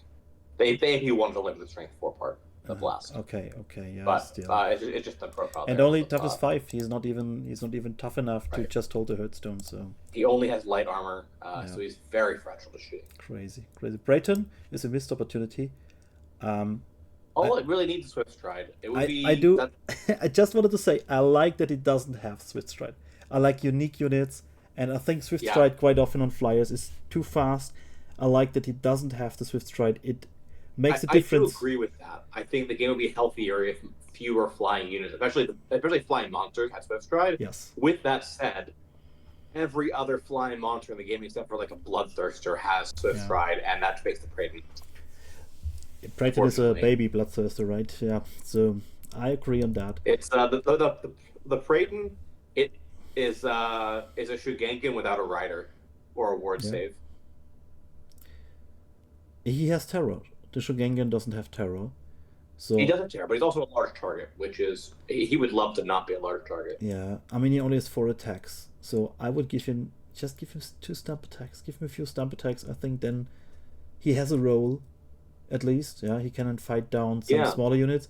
But even without that, I mean, yeah, weapon skill 5 is great on that. We talked about monsters with weapon skill 4 only, but he will not kill infantry units. They will just do fall back in good order. And then he has to restrain, he has to use his ability, he has to restrain, and then your opponent can just kill him. So, yeah, his restrain is at least leadership 6, so he's not even that likely to restrain. Yeah, he won't even get that. Yep, awkward things, not enough leadership. If he has 5 wounds, he can destroy baggage train, he can disrupt stuff. He can't. Yeah. He doesn't have either storms. needs to be a little bit bigger or treated in that kind of like Shugenkin, like a more of a monstrous creature class that like doesn't cause terror. Like either go up or go down. Right now he's in a weird little middle ground where he's not one or the other, and he doesn't really. He's close again. It's like either direction, but he doesn't quite do what you want. You have room. I'd say you have room for 1 bad support piece. Choose wisely. If it is the Brayton, if it is some Bestigor unit, if it's something like that, I think you can play around 200 points in special. That's doable. Most people will just be boring and bring a Dragon or Geshatak or stuff like that, and maybe 5 Harpies. That's the boring option. But you can also have fun and bring a Brayton or bring Bestigors instead of these 2 units. So that's fine. You can do that in the Beastman, and you won't lose that much out of it. That's okay. Yeah, no, they still play really well. I think the Jabber's Fly of that class of unit is the one I like the best. It does weird little things. It's just mattering or doesn't really do anything, but the tongue attack is fun. It's really fun to stand and shoot with a tongue attack on the Jabber's Fly. Just saying, that makes me happy. So silly. True, yeah. He has Unitary 5, he has 5 wounds, he has Wicked Claws, he has weapon skill, he has everything. So he is the best monster we have on in this. He's a bit expensive, but he does the thing you want him to do. Exactly. And it's fair that he is so expensive because it's a unique niche thing the Beastmen cannot have else. And I think that's pretty important. I think the perspective is not so much that the Jabber Slide should be better, but that other flying monsters should be closer to the Jabber Slide, and power level in the game would probably be in help. But most of them are, Chimera is the only problem is just the split profile. It's split profile and necrosting. The high elf things are not that good either. The PVs are okay. The Phoenix is creatures. They're similar. Yeah, the Necrosync is too strong. Necrosync, why does that thing has D3 plus 2 stomp attacks? And Monster Slayer and Killing Blow. Monster Slayer and Killing Blow and Regen 5+. Regen 5+ is okay. I think it is, but you compare it to others. You compare it to monsters. But units, it can crumble and everything. Just tune the output down a bit. Yeah, but I think it's indomitable too, so it's hard to crumble. Yeah. Jabber Slice won't hold up to a Necrosync point wise. True. Yeah, I think they're exactly the same cost. That's funny comparison. But that's more about the Necrosync than the Jabber Slide. One unit is left, which we haven't talked about. Warped Gores. And Primal Hounds. And the Primal Hounds, true. The Warped Gores cost 16 points per model. They're obviously a copycat unit of the Forsaken, but they just casually forgot a few key abilities, right? Yeah, Warped Gores or we have Forsaken at home. Yeah, exactly. We don't have the ward save. We don't have the ward save. 19. 19. Yeah, 19. 19. So you're paying 3 points less per model, but they get ward save. Yeah, you lose. They get strength 4. Save. I think they even get a leadership. They lose leadership. I think. Are they stubborn? The armor is functional. Both are stubborn. Combine them command, which is kind of. Yeah, we do have the same armor. Another thing is their table is worse. They can't roll Killing Blow. They can only roll, I think, +1. Yeah. I mean, we do get. And the big difference is they don't have a ward save at all. Yeah, exactly. So I gave them that in Jumping Comp, right? I gave them a ward ward save and a bestial charge, and they're still mediocre at best. They are. I think the other key thing about Warp Core is that for Forsaken wouldn't see much play if they weren't a core option, right? But as a core option, they're quite good. Warp Core are special only, and that hurts them as well. So in a format where they can just core or where they can score, I think they're still a lot worse than Forsaken. In environments where they can score, I think it's okay. I mean, yes, they have to score. I mean, some tournaments, I don't know, maybe 5 to 10%, maybe a bit more, use different rules for scoring, right? Or don't use missions I that played have events where any unit can score. Yeah, so that's better than. And but if you just take 5 guys and you give them additional hand weapons, these 5 guys have around 15 attacks. Strength 4. I will say the strength big 3. thing they have, they have a lot. They get a lot of rolls. I think the big thing they have over Forsaken is they are not immune to psychology. They can which flee, is massive. Yeah, agree.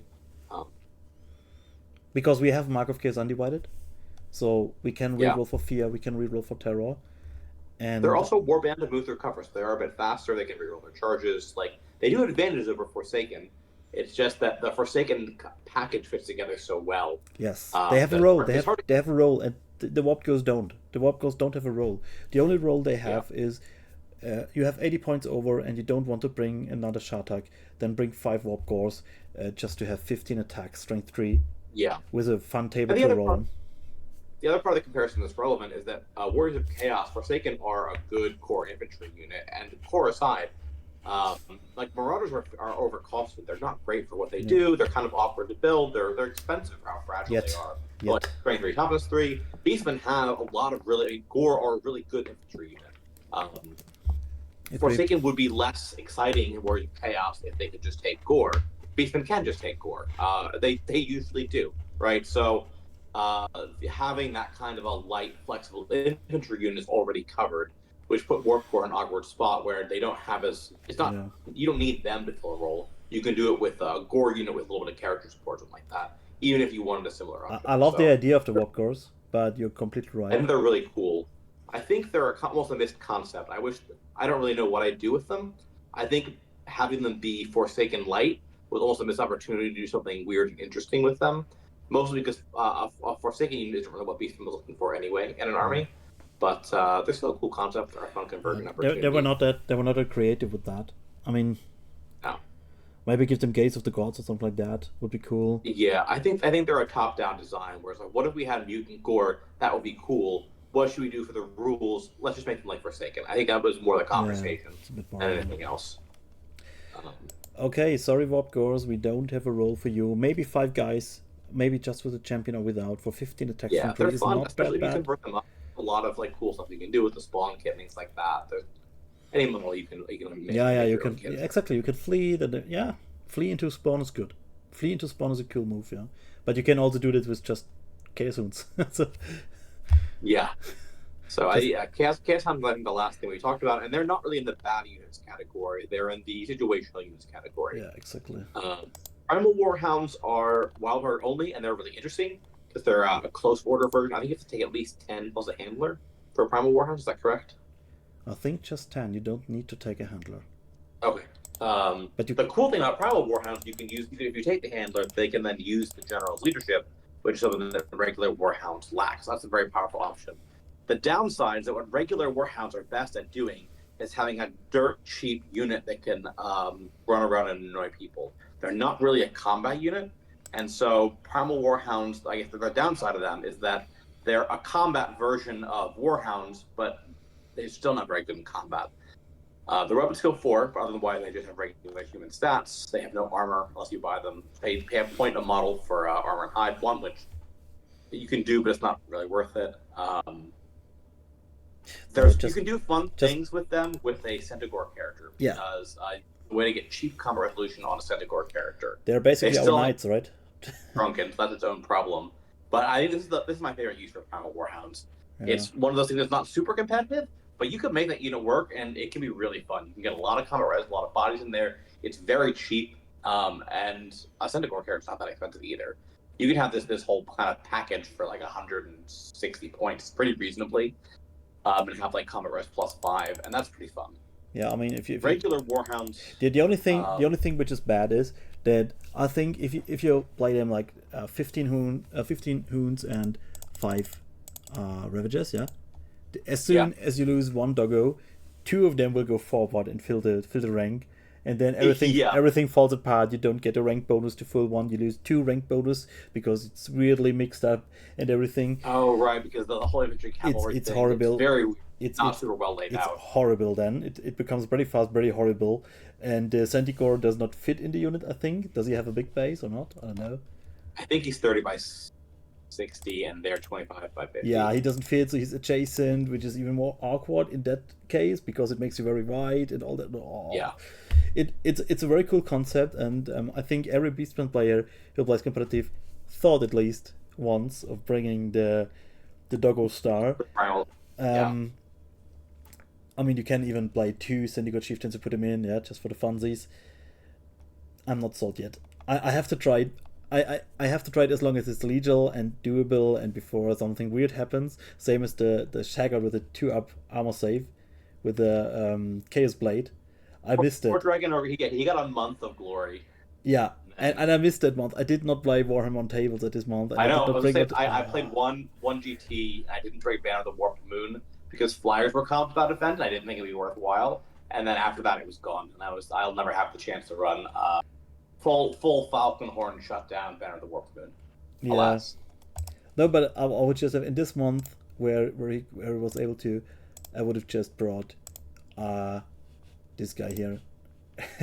You just buy him the heavy armor because he can't get a 2+ anyway. Oh, you mean beforehand? I talk about that month. Yeah. Any 2.5k tournament and just rock 2 of them. I think he's very 2.5 where you can't fit another giant spawn. You want something to put in there. I mean, you can even fit it. We have a 660 in rare in the Wildherd. Yeah. So you could even play that in the Wildherd on 2k and 2k. These guys with 2 of all save. It's fun. But sadly not doable anymore. Yeah, the 2+ was kind of what pushed him into that, like, especially in the poison shooting meta. Yeah. The 2+ save was a big difference maker. It was really hard to crack that. Okay. And for this, Krulmog or Nicky Butcher, you dropped his name as well. Let me see. Nicky plays right now this list here in the German Comp tournament. Yeah.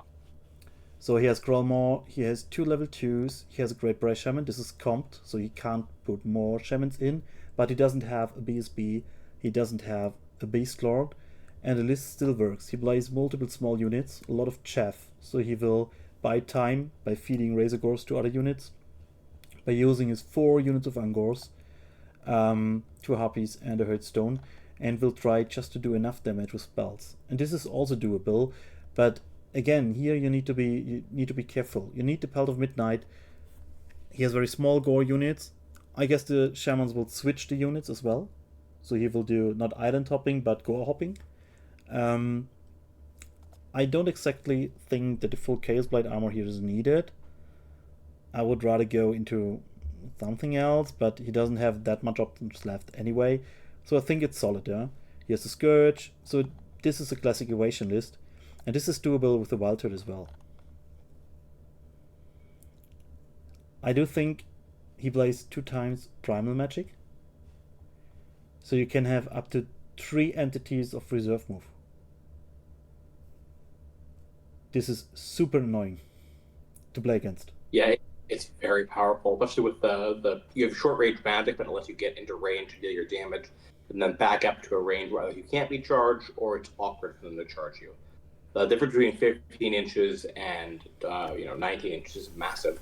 Yeah, even if something's got a 19-inch range, they might not want to risk that. It makes it easily lets you reposition, lets you reform your units as well. Another thing, a lot of flexibility with that reserve move. I mean, you can even just use the beneath the Woodspan, or how it's called, yeah. If you have that, the what's that? The vortex, the vortex. And if you have the vortex twice, if you have the vortex twice here, you can shoot a magic missile, cast the vortex, and then the second one shoots his magic missiles and casts the vortex to his line of sight, and suddenly your opponent doesn't have line of sight anymore, and you don't even need the Scourge, or you don't even need to reserve move. And I was able to defeat the Khemri Dragon list in this way with the Vortex on Crawl Maw. So if you want to lean into the Evasion archetype, if you play against dragons, I think this build is stronger than what I have. Than the beast, the big prick, of course. I think this one is stronger. It's worse, of course, against undead. It's worse, so Graveguard, yeah. Against vampire, it's worse. Against Cathai, it is so. Honestly, if I would do this, I would still field around 30 to 40 cores, just to be able to withstand the bombs and the shooting of Cathai. Yeah, and some of the Cathay builds, especially in German comp, are different. Like I know my teammate Ryan is running a pretty melee-heavy Cathay build with I think it's no cannons and only one lantern. It's much more, it's double shooting Kangan Lord. It's much more focused on like a aggressive build. I think it's 1 or 2 Empire captains. So more like flying aggression. And when you have multiple, smaller flying characters like that, that's what you really want to avoid in this sort of list, is getting pinned by one of those, because you can lose the game very quickly. Yeah. The advantage is that it's easier for you to avoid those characters. The downside is if they do pin you in, they will ruin you. Yeah, exactly. I mean, I would even skip here one of the bigger Angor units. Don't do this at home. Never skip Angors. But in this list, I would skip a big unit of Angors and put more Gors into that unit. Because I think the 2 units of Harpies are fine, 3 units of Angors are wonderful, especially roaming warbands. 4 Razor Gors are something. I just played 2 to 3 right now, maybe cut one of them. But if you anticipate to play into Cathai, to play into the shooting lists, which you can't put the pressure on them with a Gore Prick, then maybe the 4 Razor Gores in combination with the Chalice, and he has the Chalice, are enough to swamp them and to charge the cannons early on enough, so you put enough pressure on that, backed by Wildherd. It's also a solid strategy. I think that's fine as well. But just 17 Gores. On the other hand, you can flee with them, yeah? If you have a big brick and you flee with a brick, you're pretty fast off the board. And with 70 Gores, that's better. And it's a lot easier if you want to run them as skirmish. It's more practical. Where 40 Gores, there's so many risks involved in a skirmish unit. Here, it does let you mitigate ballistic skill shooting if you want to run them in a small skirmish unit. I mean, you can even split the shamans on different units. Yeah, 100%. I mean, I guess that's what he does, depending on what spells he rolls. Yeah. It's nice to be able to concentrate them for mobility, but in many matchups you don't need to or don't want to. The best results I had in a tournament ever, when I took the 98, I just played a Beast Lord in 19 Gores, a BSB with Vitriolic, and a small Shaman in a unit of 20 Angors, and a GBS with Hack Tree, which was roaming. So this was the best result I ever had, and just because of the flexibility that offered. And because I brought the Chapel's Light, of course. But of course. So put you over the top every time. Yeah. Yeah. So I think we went through various concepts with Beastman. We showed how you build evasion with those small units, and you have to lean into the magic.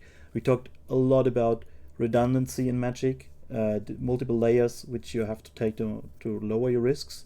And yeah, for the wizards, Elementalism and Check Dagger is so good, because Elementalism right now is very expensive to cast. Check Dagger helps you with that. He casts with +4. Demonology Lore Familiar. This guys never leave their house without Demonology Lore Familiar level 2. He is the spin doctor of every list right now, and he's so important for Steed of Shadows and either Vessel or the Summoning, depending on your opponent. And even if you play into Fanatics, take Demonic Vigor. Gores with toughness 5 will kill those goblins, and the Fanatics will do a lot less damage. Yeah, Great Bright Shamans, you can utilize them. We see a lot of magic items here which helps us against shooting. We said that even in the beginning. And yeah, I'm not a big fan of Trollmaw. I can see the point here. It is doable. And we talked today, earlier on, Jeff and I just said to him, I think right now maybe I'm the player with the most games in Wildherd at the moment. And I just start digging into Primal Magic. So I restrained from it so far because it doesn't give the consistency similar to Dark Magic, but it gives you a lot of options. So yeah, one can do this. Yeah, the vortices are very powerful, and I think even if you're not willing to go all into Primal Magic, if you're running one of your Wildherd level 1 or level 2 characters with Primal, it's a really nice option if you are running, especially into Fanatics, because that Vortex, you might not have many good Wildherd options in a Norse and Goblin matchup, depending on what they're playing. Do you mean a small Vortex, yeah? Yeah, but that signature Vortex that creates a bubble of difficult terrain is excellent against Fanatics. That really messes them up. Yeah, I agree. The big problem I have at the moment, that if I have another level 2, I quite often use Jack Dagger and Elementalism, just for the reason that I don't need this one against Fanatics. I don't need it. I will win the game against the Fanatics even without that trick, but I have a hard time against strong threats without a second chance to Earthen Ramparts or TMP. So I value the TMP and Earthen Ramparts for the worst matchups higher than I do the Primordial Gloom for the already okayish matchups. And there we again at minimizing the risks with the Beastmen, you know? Yeah, and Elementalism is such a solid lore overall, especially with a level 2.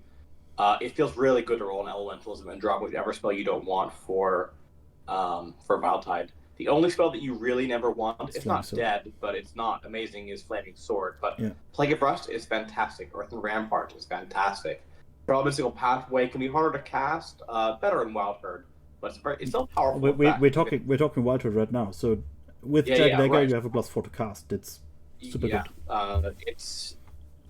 And honestly, the Vortex spell is I think people underrate how powerful that can be. Even doesn't move, just putting it in front of somebody's unit, making them charge through difficult terrain, maybe doing some damage.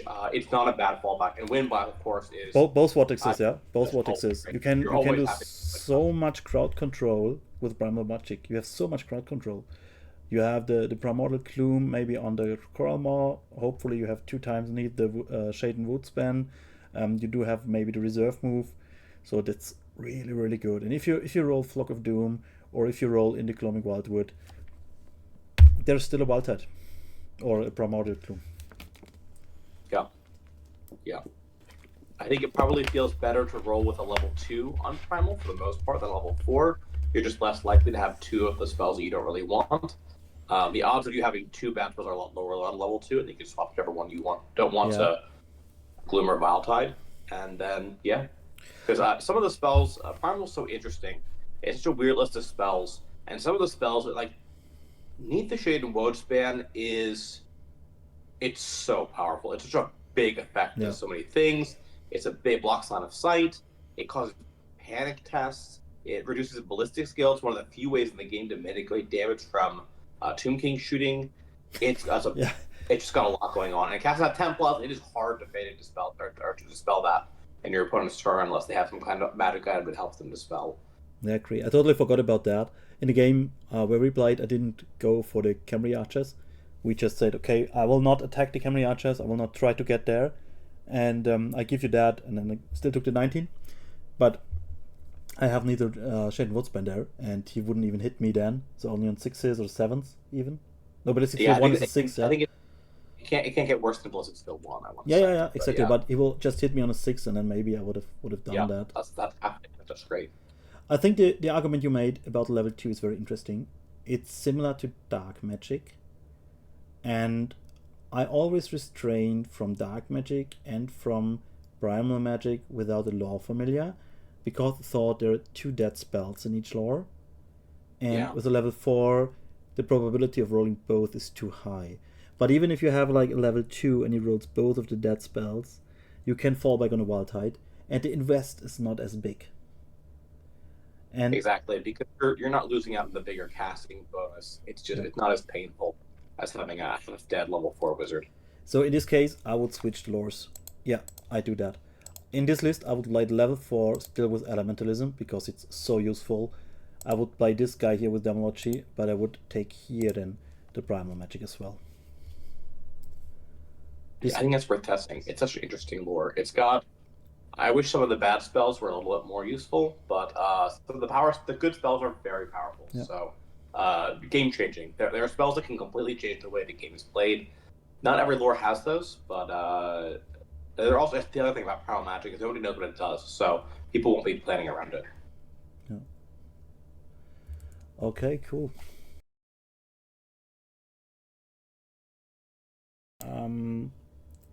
Yeah, we have some questions then about tactics, and we talked a lot about the units, and yeah, it's become late. We're almost 2 hours in, but we should still address a bit the Beastmen Tactics right now. So first, we have some questions. Maybe we can answer those. They come from Jeff Goro. How can you ensure that after enduring the enemy fire to bridge the gap, you hit hard enough to win the battle? So how do you not lose too much striking force while approaching? And Yeah, it's about screening your units using cover that can depend on the table. The Steed of Shadows Wizard is a big part of that for the shooting matchups, items to mitigate it. But the other part of it is about how your units screen and protect each other. That's especially relevant in Wildherd, but it's a big thing for Beastmen in general. You might not want to run Razor Gores are great at killing small shooting units, but if they have enough of those, you might not want to run them up the table.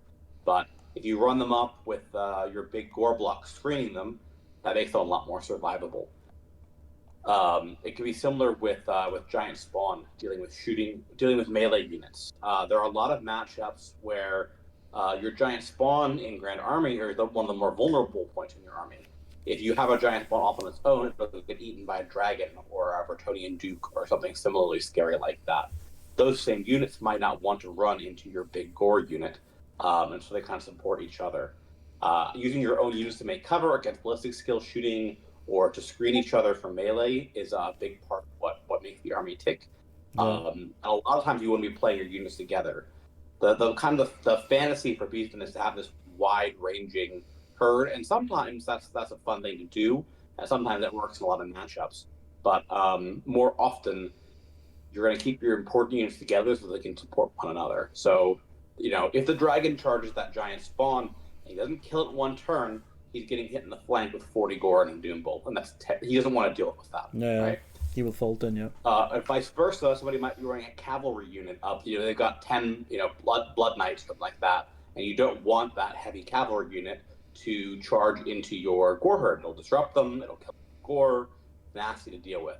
The giant spawn supports the gore herd then, because heavy cavalry don't want to deal with a random mover that they can't countercharge.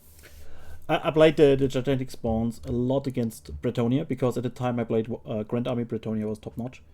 And in every single game, I had incredible dicey combats of gigantic spawns against Pegasus characters and knights. And as soon as the Pegasi and even the Ogre Temper dude did not have the charge, either because I spiked with the dices, or I threatened him, or because I got unbreakable, he was done. So yes, it was always supporting each other. I mean, you always use the gigantic spawns as a double package. You never let them run alone. Let them support each other. You can do that, use the terrain for that as well. I mean, if you play into chariots, if you play into small units, you will have often the problem that too much gets shut off, and you indeed have not enough striking power to reach your opponent. When I played the Beastmen in the May-June 2024, I encountered this problem pretty often, because I didn't lean into Death Stars. I wanted to play MSU, but I wanted to play striking MSU, and this is essentially a striking MSU problem. And striking MSU will always have that problem of shooting. It's the same for Bretonia. Bretonia has the same problem, the same issue. This is why we see errantry knights of 15 or something like that. This is why we see 40 gores. And yeah, you have the chalice, you have to use it, you have to use the Pelt of Midnight, use chariot runners in this case, use angors, and play heavily with the terrain. Make sure a hill does not destroy your game plan. Sacrifice units to seize a hill or to hinder opponents. Bring harpies and just fly forward, so your opponent cannot claim the hill with its shooting troops and has to fight them off first.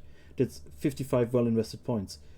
Jabberslith. Once again, the Jabberslith. I told you today, I brought the Jabberslith to 2 tournaments, and I had to sacrifice him in almost all matches to make sure other units make it.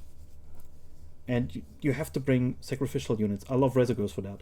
Push Razor Gores forward, the cannons will shoot on the Razor Gores and not on the GCS, because if they don't shoot on the Razor Gores, they will die, and then you turn around with Razor Gores, and other things will injure. So you can do that a bit, and you have to apply pressure on the right positions. So yeah, it comes all together. Support your units, play like that, set up traps, set up distractions, maybe use some ambushers, use a chalice, use a Pelt of Midnight.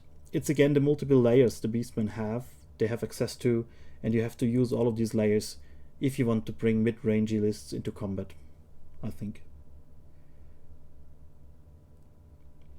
Okay, then let's check if we have anything else.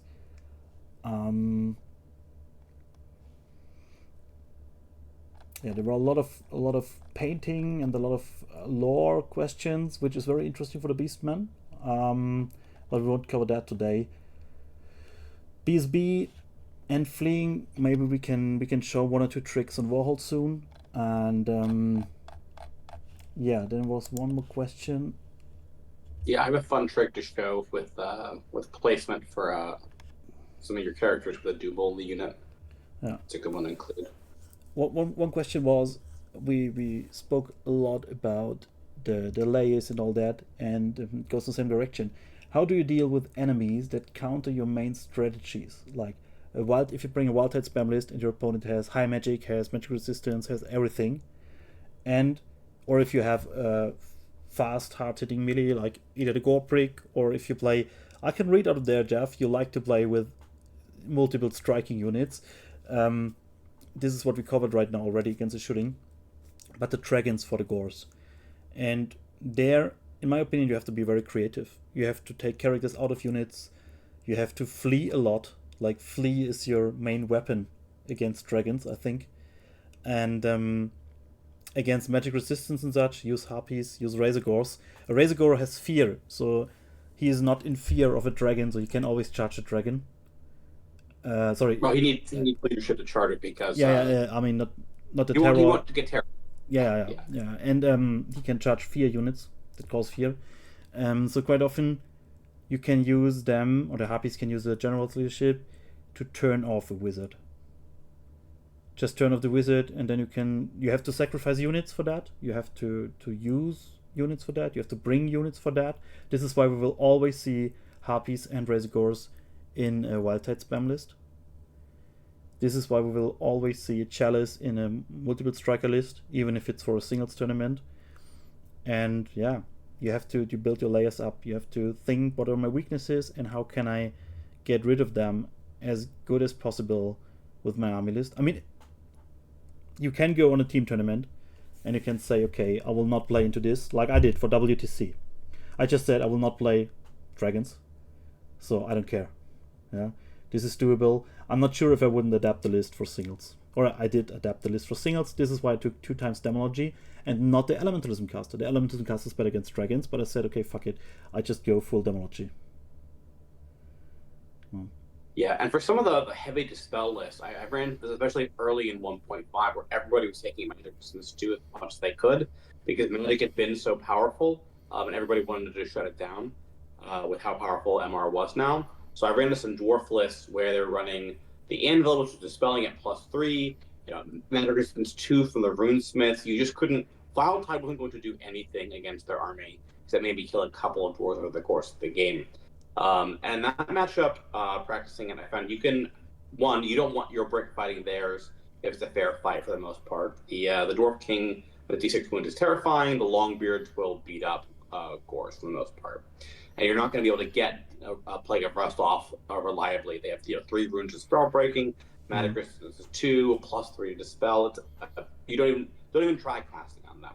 So matchups like that, or where you consider maybe not with all of your wizards, but you change how you might want to engage it. If they've got heavy shutdown, you don't want to fight their brick at all. So you go for their smaller units.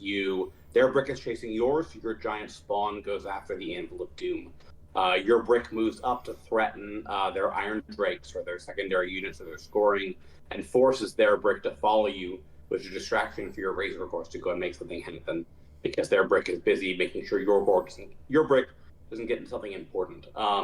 Maybe you take Mantle of Rourke on that matchup, because you're not going to get Wildtide off. Maybe not on every wizard, but on one or two of your wizards, because if you do get into melee, you want that extra punch, and you don't care about magic resistance with Mantle of Gorok.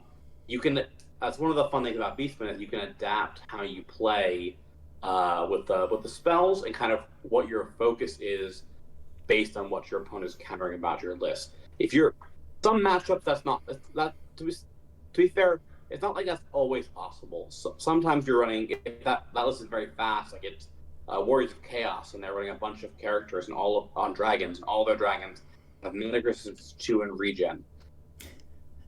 You're gonna have a bad time, right? Sometimes you will just have a bad time. Yeah. Thank God, as you said, early on they did that. Early on, everyone brought the magic resistance too, and now everyone thinks. Everyone thinks many now, armies aren't running wizards at all. Yeah, exactly. In that case, they might run magic resistance on an important unit, but they're not going to run on everything. So you usually have wild type targets. Chaos Core is the only one where sometimes the only thing to shoot are even most dwarf lists don't bring it. Even the most dwarf lists don't bring it anymore. Most dwarf lists don't have a. They don't even bother. Well, yeah, it's Chaos Core of the top 7. That's the most annoying. You can't wild type them. But personally, I think that Camry is the most annoying because Camry has the regen. Camry has the 2 full monster map part. They're so fast. They can pin you in, and you're not getting through Armor of Ages with wild type. Like just straight up, you're not. He will push up. He will push up this one, and he cannot. He cannot give ground. Yeah, because he will just put some horsemen behind that, and he will charge in, put a horseman behind that. And then you're pinned. You won't move. He will lose by 1 or 2 or 3. It doesn't matter. He doesn't go back. Too, and eventually he will get something in your flank, and your unit will run. Exactly. He will just grind through your characters. He will grind through your challenge jumps, or he will start losing that fight even if you roll bad. And by the time that he wants to fight the brick and not the characters anymore, he will have the 2 Necrosphinxes, the second Draken in, maybe some chariots, and you're gonna have a bad time. Yeah. Now, with that said, that particular Tomb King build, I think if you're playing against Mortuary Cult, you can have an even or even a positive matchup. Yeah. Also, Dark's a lot of work. Your brick, if they've got a unit of 10 push up, you're happy to fly 24 inches up in front of it with your gore brick and just say, "Here I am, deal with me." Yeah. But there are armies that Beastmen just don't have an answer for, and that's one of the challenges of it. There are not that many of them, and they're not commonly played. Most of the bad matchups are something needs to go well for you, or you have to have a particular build. Cathay is tough. When I say this is only the case if you really maximize on the gore prick, or basically, because every list else has very, very bad matchups. Like the multiple striker list has big problems with shooting. So right now it has big problems just because of Cathay and all the cannons. You have like a light brigade which can do well into shooting, but then relies completely on magic, else it will lose against Bretonia. If it does completely rely on magic and small units, it will have a bad time against dragons. So it's really difficult, But in most of cases, you have just to be precise. And let me check if I have Warhol open already. I think I had. Seems that it closed. You did, yeah. Oh yeah, it's not. I'm still in the game. Okay, sorry. Oh, okay, I will join then.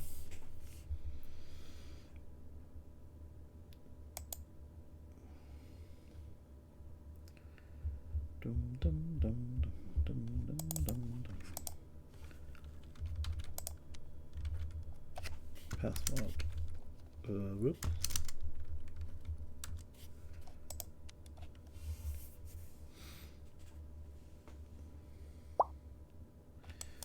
So what you have to do quite often in these matchups is you have to be. Can you allow me to play, please?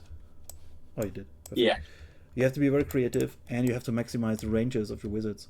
Like the example with the dwarves was pretty good, because the dwarves can then use dispel scrolls and so on. But you have 12 inches range with your buff spells, and you have to use that on the Gorbrick here, and the dwarves are over there, and then you're outside of the range. You have to play a lot like this. And you have to play a lot flexible. Take characters out, go in again, go over there, as you said, go for the small units, play around, hide behind the hill. Yeah, you have to sometimes you have to play very evasive. I'll be right back. 1 minute, please. Yeah, no problem.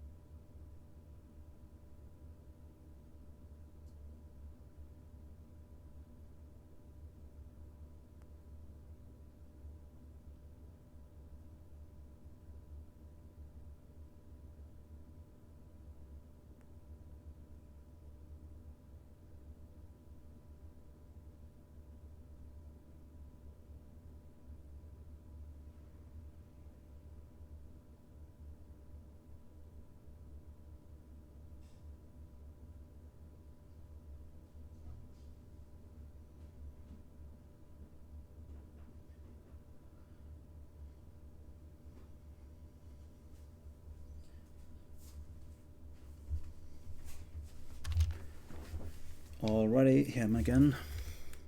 Yeah, I also have a few videos for that playstyle on my YouTube already. I hope some more will come. Yeah, maybe you can get some inspiration there from some moves. Are there any particular maneuvers you think of? There was one. This is it can be important depending on the matchup. Let me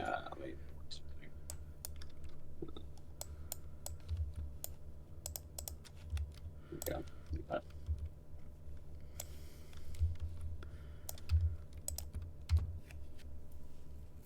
This was an interesting one on character placement with the Doom Bolt that can come up for people. So let's say you're running 11 across. So you've got a unit of gore. You got characters in the gore. What you want to have happen is if they charge you with a monster, so it's a Necrosphinx or a dragon, but especially an unridden monster where you can't challenge it out. One of the things you can do to hide one of your characters is with the Doom Bolt. Because when somebody charges your unit, they have to optimize the number of models in base contact, not the width, right? So here, let's say you've got a dragon. Let's say I've got my dragon spawn. Wants to charge in. Yeah.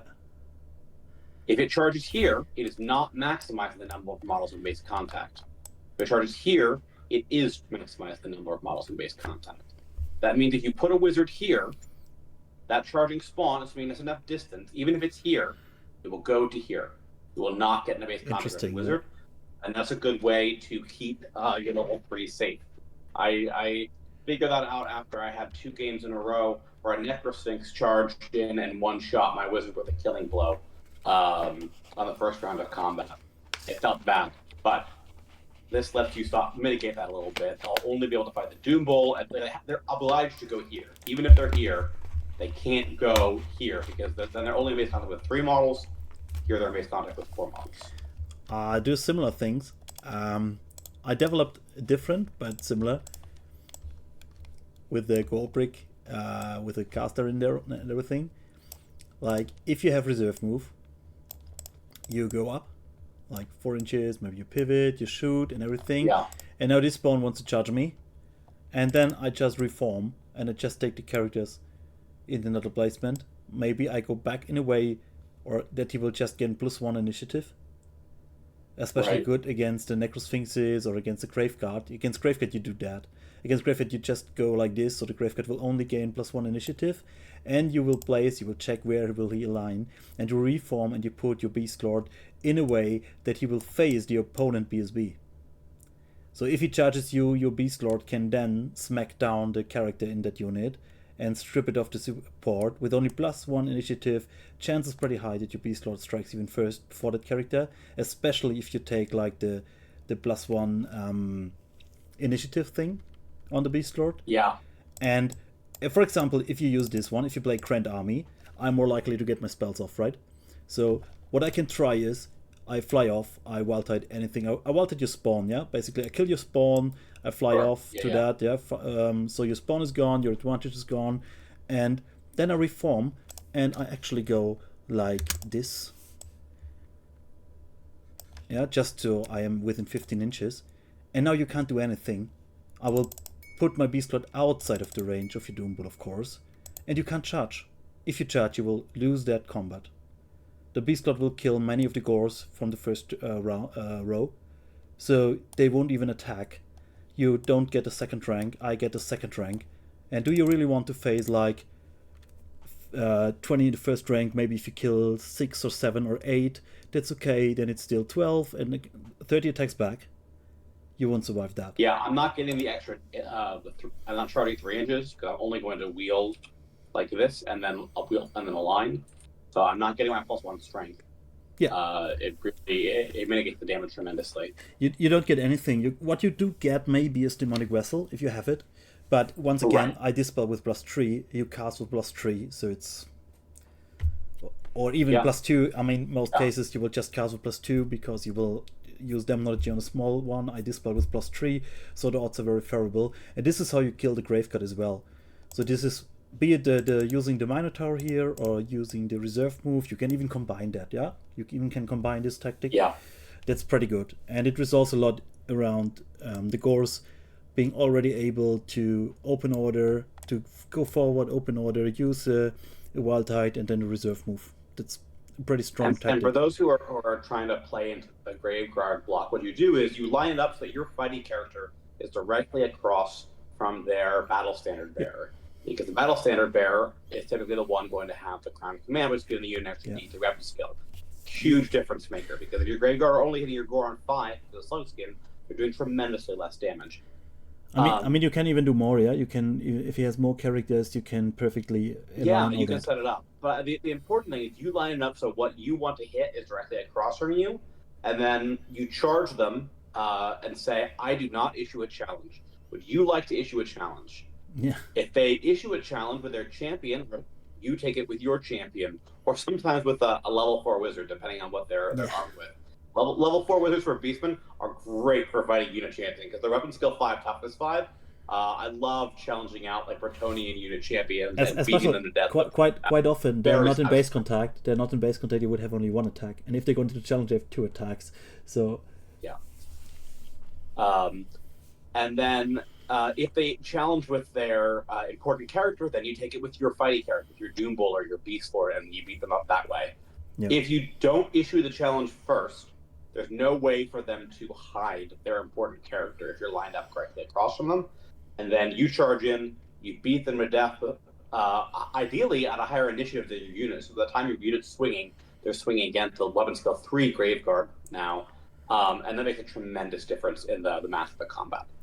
Another small thing I just realized now is here we have water, which is difficult terrain. Yeah. And if your opponent has like close order, approach him in a way to bait him into the water. So 25% of his units are within water or in a wood or whatever. You don't lose ranks, but he will lose ranks. Yeah. Use open order offensively and the ability to stay in terrain.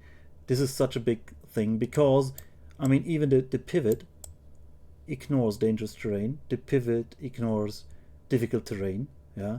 But his charge won't. There's other units you can pivot through a Razor Gore or whatever it is that's in your way. Yeah, exactly. You can even use Razor Gores. This is also super fun, depending if you need that or not. You can go like, I come here, I do the open order pivot. Okay, it's a bit too much, but you get what I mean, huh?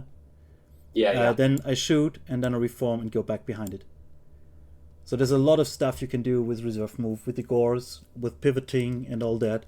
And these are the type of moves you can do to mitigate bad matchups or to mitigate big threats. Yeah. So if you face bad situations, you have to be creative with the tools you have, with the mobility and the flexibility that Brick offers. You have to find the right width. On the table, it's quite annoying to reform. So I love to have small regimental bases. Like I don't play all of them on one single sheet of metal. I'll bring small sheets of metal and then I can play around and can find the right width. So and with this tactics you can dominate the engagement range, the encounter. You say who strikes when and how, and this wins the game most likely. And it's one of the reasons that Beastmen scales really well with just getting a lot of practice in. Because you won't always, the first time you play Beastmen, you won't, even if you know that you can do these things, you won't think of them in the moment. You won't, like sometimes reforming to move your shaman 10 inches and then pivoting off the reform is just enough to get you into Wildherd range. And having reps in with the army to do these weird little unit manipulations with reform and open order and with all the spells that you can cast, the better you get at that stuff, the better you are going to do an event with Beastmen. Because Beastmen don't have 20-inch flying monsters like other factions, but they have a lot of ways to do small movement and manipulations with their units, with their chaff and things like that. They're complicated, they take practice to do, but as you put them up, it's very satisfying to play with them. I mean, alone having movement 12, having movement flight 12 for this stuff is so big, because you can reform like 24 inches. Models can move 24 inches. Right, or shuffle sideways 6 inches and then pivot. Yeah. Anything like that. Yeah, that's wonderful. So you'd have to deploy these tactics to to solve situations. You can also go outside of units with the shamans. Very flexible. You can do stuff like this, like the gore unit, the Youngors are here, and here's my Great Bright Shaman, yeah.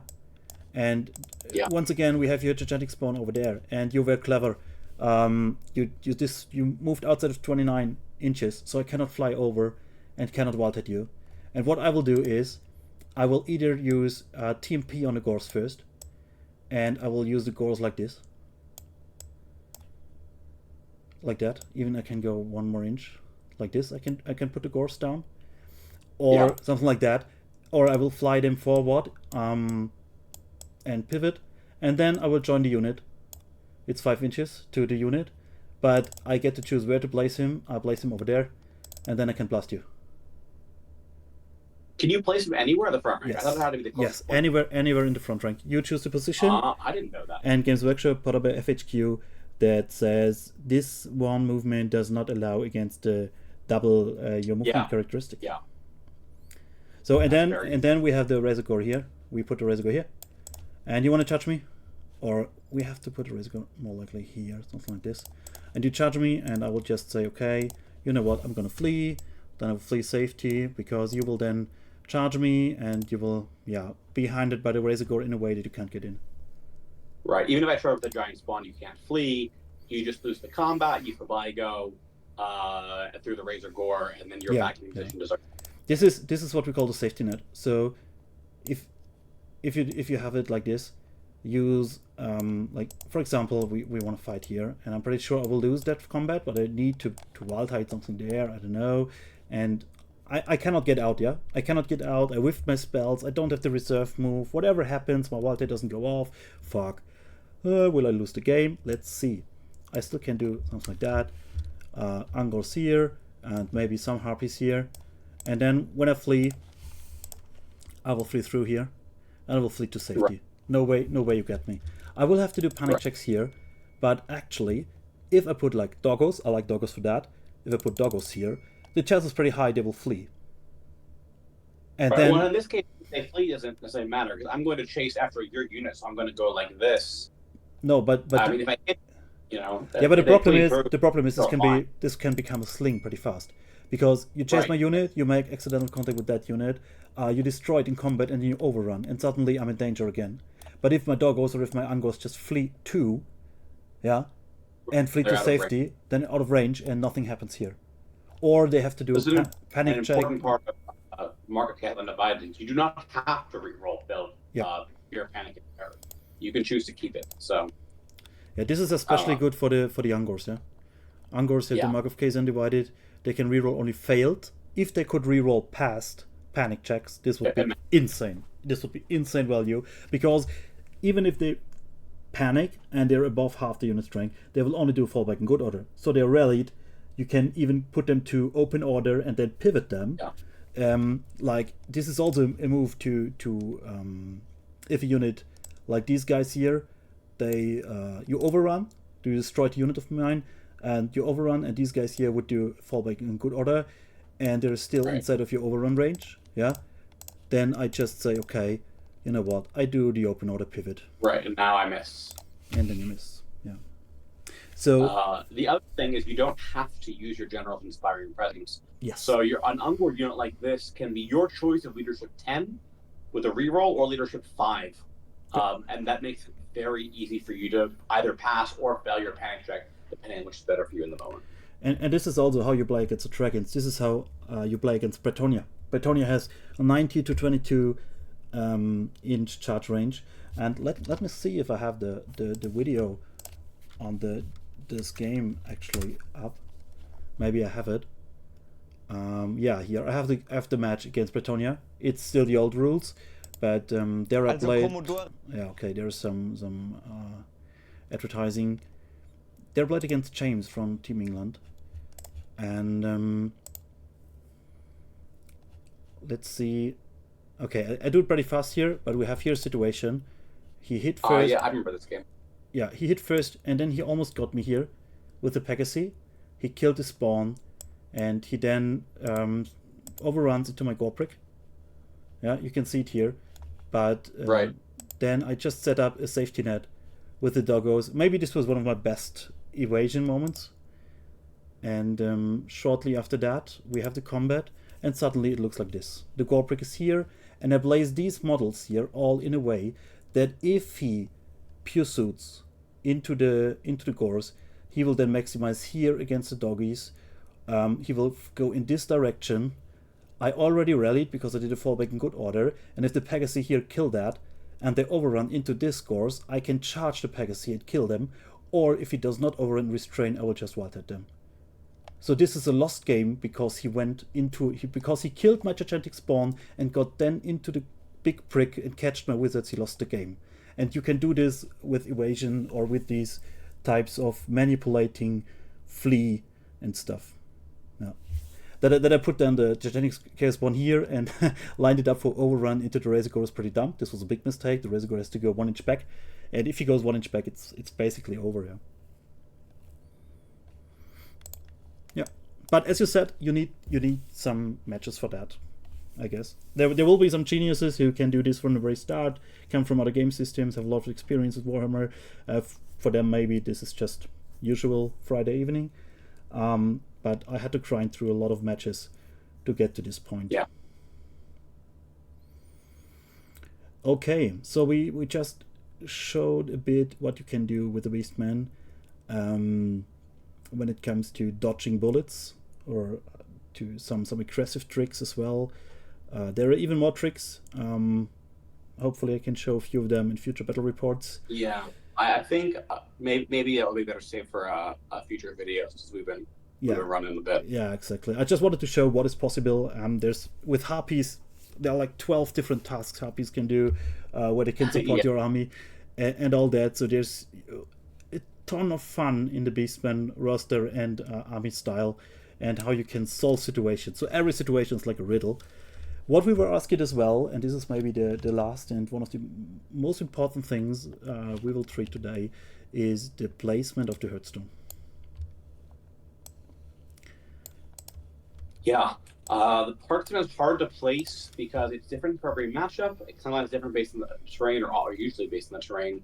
And there's a famous article written about Magic the Gathering called "Who's the Beatdown," which is determining who's the aggressive player in a particular matchup. And when you're playing with a Hearthstone, that's a question you have to ask yourself: how am I the aggressor here? How aggressive do I need to be? So you can place a Hearthstone anywhere that's not within 6 inches of the center of the table. So this guy will be our center of the table. Yeah. Put out a little. Can you put him in?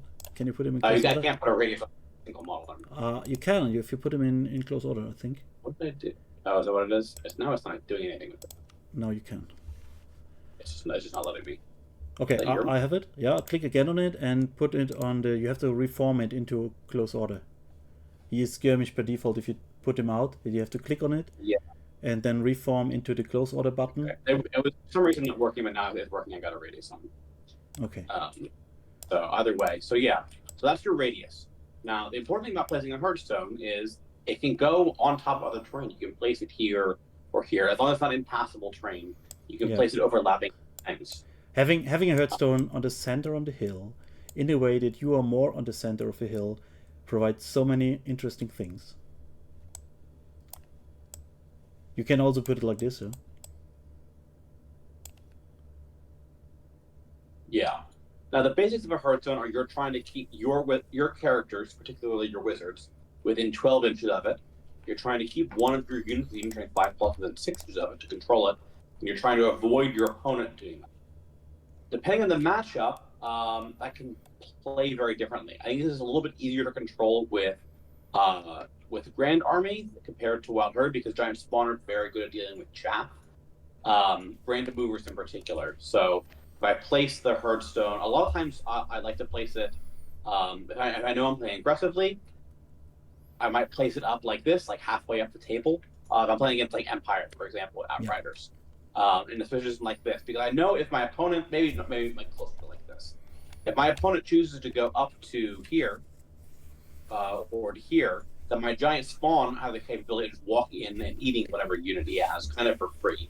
and at the same time retaining control of the Hearthstone, because Giant Spawn can control the Hearthstone, right? This gives you a lot of flexibility in how you're playing it. If your opponent is smart, then they're going to know that you're going to position around the Hearthstone. You're not going to put the Hearthstone here and pull your army over here. You'd lose control of the Hearthstone. That's a big part of power level and consistency for your wizards. It depends. I'd say it depends a lot, because if you place the Hearthstone, as you said, against Empire, okay, but Chaos will just fly next to it into base contact, right? Exactly. And that's the case of the Chaos player is going to be the one who's being more aggressive. In that matchup, do you want to have your Hearthstone up that close? Definitely not, right? If your opponent can easily contest the Hearthstone, then you don't want to have it be that close. Because it's kind of the magic question is, what can you use to defend the Hearthstone? Sometimes that has to be the Gore Herd. And it has to be the Gore Herd that you have to place the Hearthstone further back. Maybe up a little bit, but if you know your opponent's going to be the one rushing you, then maybe you'll have a setup for something like this. Where you've got the Hearthstone, you've got the characters, you've got a giant spawn, or maybe the spawn are both over here. Or staggered, something like this. This is a spot where if they go for the Hearthstone, your unit is going to charge them and beat them up, because they'll challenge your champion or your Minotaur, depending on what they have, how tough their dragon is. You'll win on combat resolution. They might flee. They might get cut down. There's a lot that can go wrong for them in that situation. So in this case, you use the Hearthstone as a general amplifier, yeah? You just use it as a general anchor and a general amplifier. And if you do it like this, you can see here that the dragon is more than 20 inches away, so he can't control it. Another thing I wanted just to show in this situation, when your opponent is aggressive, you can also overlap the Hearthstone into difficult terrain, significantly hamper the ability of your opponent to reach it. Yeah. So if we put if you put the Hearthstone like here in the forest, and the dragon over there, the dragon will have only movement 9 if he goes in, so we can put it way more forward and still be safe from the Hearthstone being contested by the dragon. And then he cannot fly up, because if he flies up like this, the Hearthstone blocks so much line of sight that we can evade, and we have the +1 to cast, and we can Wildherd him and all that. So this is pretty good if your opponent is more aggressive. But yeah, sorry, didn't want to interrupt your plan here.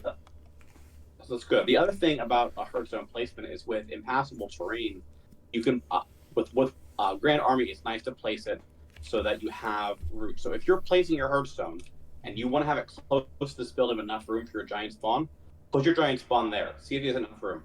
I can put this a little bit closer. I can put it right here. Check that beforehand. Sometimes you'll have spots where you try to place it, like, all right, I'll just put the Hearthstone here, and then you realize can't actually fit the giant spawn in there, and now I don't have a good spot for him because my Gore Herd is already here and it's stuck. Yeah. So whatever you want to have to be able to control it. Apply the same rule to the placement of units. Always leave enough space for the genetic spawns or for Chariot or for Razorgore, except if you want to close that. Units like this, like where can you place this? You want to leave enough room, and ideally you want to leave enough room where you can place it maybe in a couple of spots. Like this unit can go here. Yeah. This unit can go over here. I've got flexibility where it can go. My opponent doesn't necessarily know, especially if you have to deploy them with Beast. On the tables, bring empty bases. Bring empty bases on the table. You can just highly recommended. You can just use that. Empty bases actually for the spawn, for your Razorgore, and then empty movement trays are really nice for your Gore Brick to kind of have options of where you want to place things. Another thing, sometimes it's more worth it to use the Hearthstone just as a deterrent and to give up on its buffs, especially if you play like the Wildherd maybe, but also in the Grand Army. And let's see if I have something for you there. I think we have a live stream here. I can show you. I played against David in the Bundesliga, so like German online league, and I played against a big chariot breaker, and I used the Hearthstone house, so like and an impassable low leader obstacle to prevent the chariots from getting in. It cannot get in there. And the same works against like big Blood Knights or big Chaos Knights, where you just leave enough space that he can get in. Not in, because if he gets through here, he would be in marching column. Yeah. Right. Go small enough that he cannot pass outside of marching column, and then you have a nice block here. You can block this here pretty nice, and then you have a safe haven. And here I left intentionally 1 inch. There was just 1 inch space, just enough for the Angos to squeeze through, but not enough even for the Scorpion to go through. And even the Necrosphinx cannot do anything, because if the Necrosphinx flies up to here, I will just put my guys here behind, and he cannot wheel around me, he cannot do anything, so I'm unchargeable in here. And he struggled so hard to get in here, and he didn't find a solution for that. I mean, there are a lot of solutions. We worked the game through, we played it 2 times, we discussed the game, we found solutions, and we were able to beat the Beastmen 20-0 in this game, in this matchup. But the way I set it all up, he decided to fall back. He wanted to bait me, but I didn't go in, and I won the game 13-7 in this unfavorable matchup because of the Hearthstone placement and because of the castle I set up here. So you can do a lot with the Hearthstone. And what you saw there and what you also see here, the Hearthstone base size is flexible. And I love the 140 times 60 millimeters because it's wide. This is just a 6 inch which is allowed, but also for one more thing, and I want to show that. If you have this, remember the Hearthstone is not allowed to be within 6 inches of the center, and also not allowed within 3 inches of this one here, but you can still place it like that. For example, if we have a hill here, we have to be a bit careful here, so this is not allowed, but something like this is allowed, and then I can still hold from behind the Hearthstone. I can hold this thing here, and I'm still outside of the center. And this Hearthstone is tailored to do this, to be outside of the center and still within of the either strategic location 2 or strategic location 4 thing, and still hold it. Yeah, and that Hearthstone is positioned such that you can cover 3 of the objectives while keeping your army inside of it. It's really great for objective control because your opponent's trying to play within that range, but if they're playing within that range, they're getting debuffed by the Hearthstone. You're getting as well, so you're doing double damage. I mean, you can even go with the hill here. We have even more options. You can go on the hill, shoot a Wildherd, then reserve move behind the hill, or even behind the Hearthstone. So even if your opponent goes on the hill, he can't see you because the Hearthstone still blocks the line of sight. And if you're on the other side, you can do stuff like this. You can maybe put the Hearthstone here, creating again such a safe haven as I've shown you in the other stream. So yeah, the Hearthstone is a fantastic piece to tailor the battlefield according to your needs. And think of it, as you said, perfect comparison. What you said is perfectly true. You have to determine, am I the aggressor or am I the defender in this match? And depending from that, place the Hearthstone. Use it either as a blocker. Sometimes, if your opponent has too much mobility or has not enough mobility, you can use the Hearthstone just as a terrain piece, as an impassable terrain piece. You will get it later on after you won the game. You can still score it, especially if your opponent doesn't have much magic resistance. Or you can use it in the backfield if he has too much pressure and you need to fight back, but you cannot allow to have it taken. Yeah, or place it quite forward, so you can, put more pressure onto your opponent. Also, don't forget the -1 to cast around the Hearthstone. So if your opponent mirror match, your opponent sets up an Hearthstone, and we are pretty fast in waters where you measure the range just from the Hearthstone, 15 inches for the Wildherd onto that. So if he is to place there, I need to be within 12 here so I can protect this flank. These are considerations you have to make, and the more often you make these considerations, the more often you play these games, the better you are in that and the faster you are in that. Yeah, the game I played against Wildherd at WTC in Germany, it really hinged on me taking a Warhound unit and marching column and running up and stealing his Hearthstone. So I had the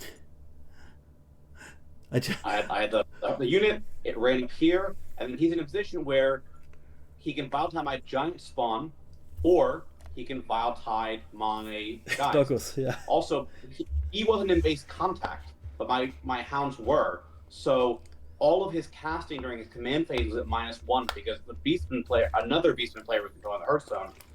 There was also a brief point where I was getting both Hearthstones as a bonus to cast. It was brutal for him. He had to kill my hound unit of 30 points he didn't want to shoot at, just to take his own Hearthstone back, so he would stop having a -1 to cast.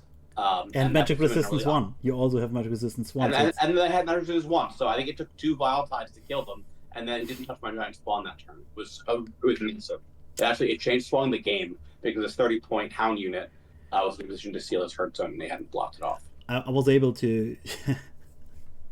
I played the latest German comp. I played Trollhorde Orcs, and I brought five Goblin Wolf Riders, and I put them in a marching column. And against the Beastmen army, I think it was a Wildherd from Stormy Daybill, they went forward to the Hearthstone and took it or contested it in the first turn, and he had to use 6 magic missiles until they died. That's so painful. I mean, I dispel with a level 4. Yeah, I dispel with a level 4. He has no Hearthstone. Yeah. He has to be super careful because of both trolls and the laser spells with his range and with his shamans and the overlap and everything. And this was brutal. I felt bad at a certain time because I abused the weakness in this Beastman situation so hard against him because I knew exactly what to do and where to push forward and where to threat. So it is very dangerous with a Hearthstone if your opponent knows what to do. So you have to use units that can protect him. Very much so. Yeah, you're looking to play around and mitigate that. Okay, so we talked about a Hearthstone. We can use it as a deterrent. We can use it as an impassable terrain. We can use it as a backfield buffing box, and it all comes down to who is more aggressive. You never want to have a situation where your army runs forward out of the Hearthstone range. This is pretty bad. And also about the mobility, because depending on the mobility of your opponent, how big are his units, make the gaps accordingly. How fast is he at the Hearthstone? Can he do march column tricks? Does he have units left? Does he have ambushes? Can ambushes come from behind and seize the Hearthstone with a normal move? Or can they come in the marching column and seize? I won against the Polish player in the WTC. He placed it similar here, indeed, next to terrain. And I was just able to bring the Angors like this, and then just went like just five forward toward the Hearthstone and had it like this. So, and I won the game because of that. So these are things you have to be very, very careful of. Okay, do you have anything to add? No, I think we've covered a lot of topics. Yeah, I think so. We went very wild today, and we went from Alpha to Omega here. We talked about Hearthstone placement now, about defending the Hearthstone. Prior to that, we talked a lot about movement tricks or for difficult matchups, what you can do with the Beastman to evade risky situations or to tweak situations into your favor. We didn't even go into the playing into Death Stars, the probability of spells, how do I set up spells in the round, in which order do I use the spells so I can maximize my potential or I can check for the potential and the risk. These are all things we have to do another 5-hour video for. And we went through all the units, I think. We shown a build with Bestigors. We did not talk about Minotaurs, which is a bit sad because everyone loves Minotaurs. Maybe we will cover this after the next German comp version. And if you guys have any questions, there is the Living Beastman Guide Winslow on the Warhammer Fantasy server in the Drug Vault. I'm happy to answer. I'm happy to answer to questions, especially about the Wildherd or about different matchups and so on. And I hope the video was not too long. It was longer than expected a bit, but I expected that we have to talk through a lot of stuff, especially if we want to go into detail. And it was also a bit difficult because do you want to make this video for beginners only, so it's pretty short but maybe not that interesting? Do you want to make it on a very deep level? Then we need like 12 hours and it will be like a masterclass. It's not doable. So I hope we found some good solution for this, and I hope you could follow us. Yeah. If you have any feedback, let us know. And I hope we can do this another time and maybe analyze 1 or 2 Beastman matches. This could be fun too, or some lists. If you have any ideas for more Beastmen content, let us know. And yeah, see you on the next video. Until then, Yep. Take care. bye guys. LD3. Der Deutsche, The Old World Patriot.